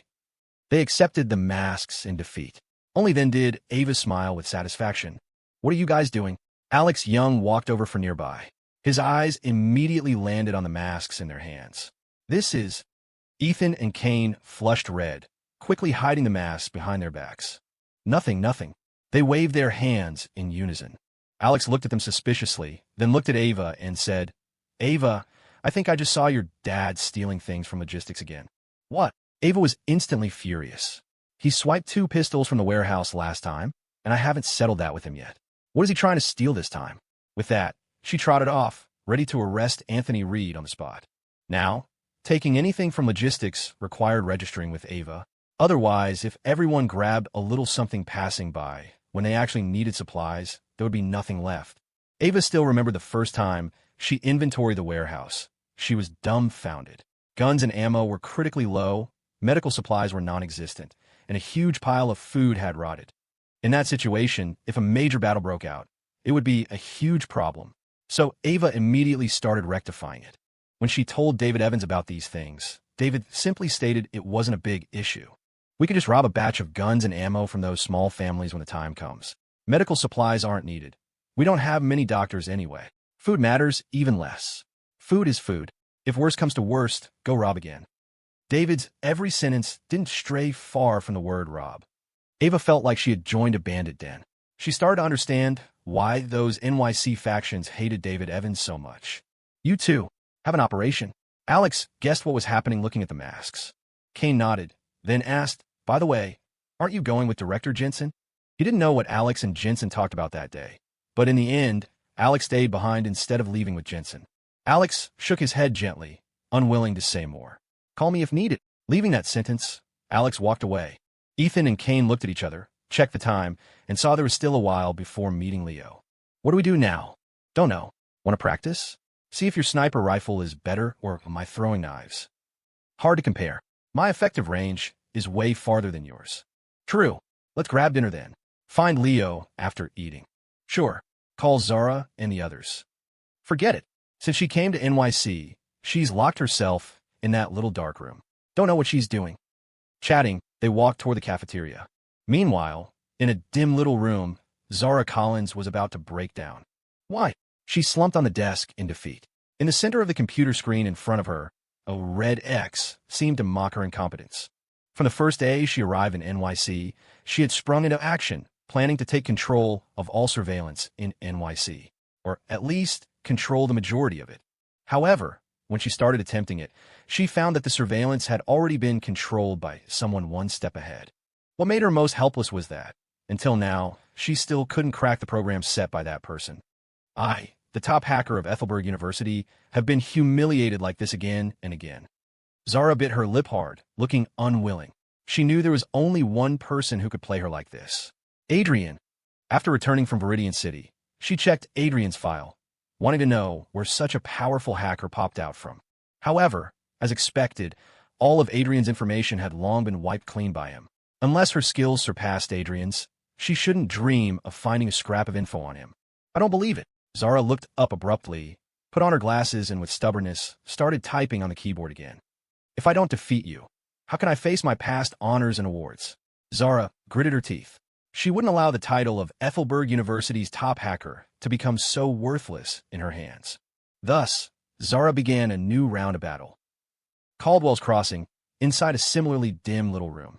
Adrien leaned lazily back in his chair, legs propped on the computer desk, absent-mindedly playing with a Rubik's Cube in his hand. He glanced at the computer screen, seeing Zara starting to attack the program. He wrote again and chuckled lightly. Still stubborn. Haven't given up yet, but still too far off, little hacker. Adrien's fingers flipped the cube constantly. In less than a few seconds, the scrambled cube was restored. He placed the cube on the table, stood up, stretched, and inadvertently glanced at a medal hanging on the cabinet nearby. On the medal, several large words were clearly written. Columbia University School of Computer Science, Eternal Glory. Adrien slowly reached out, brought the medal in front of him, his eyes holding a hint of nostalgia. Just then, a knock sounded at the door. Knock, knock, knock. Mr. Adrien, the Patriarch invites you to the council hall. Says there are matters to discuss. Adrien exhaled lightly and said faintly, Understood. I'll be there in a moment. With that, he put the medal back, put on his black jacket, and walked out of the room.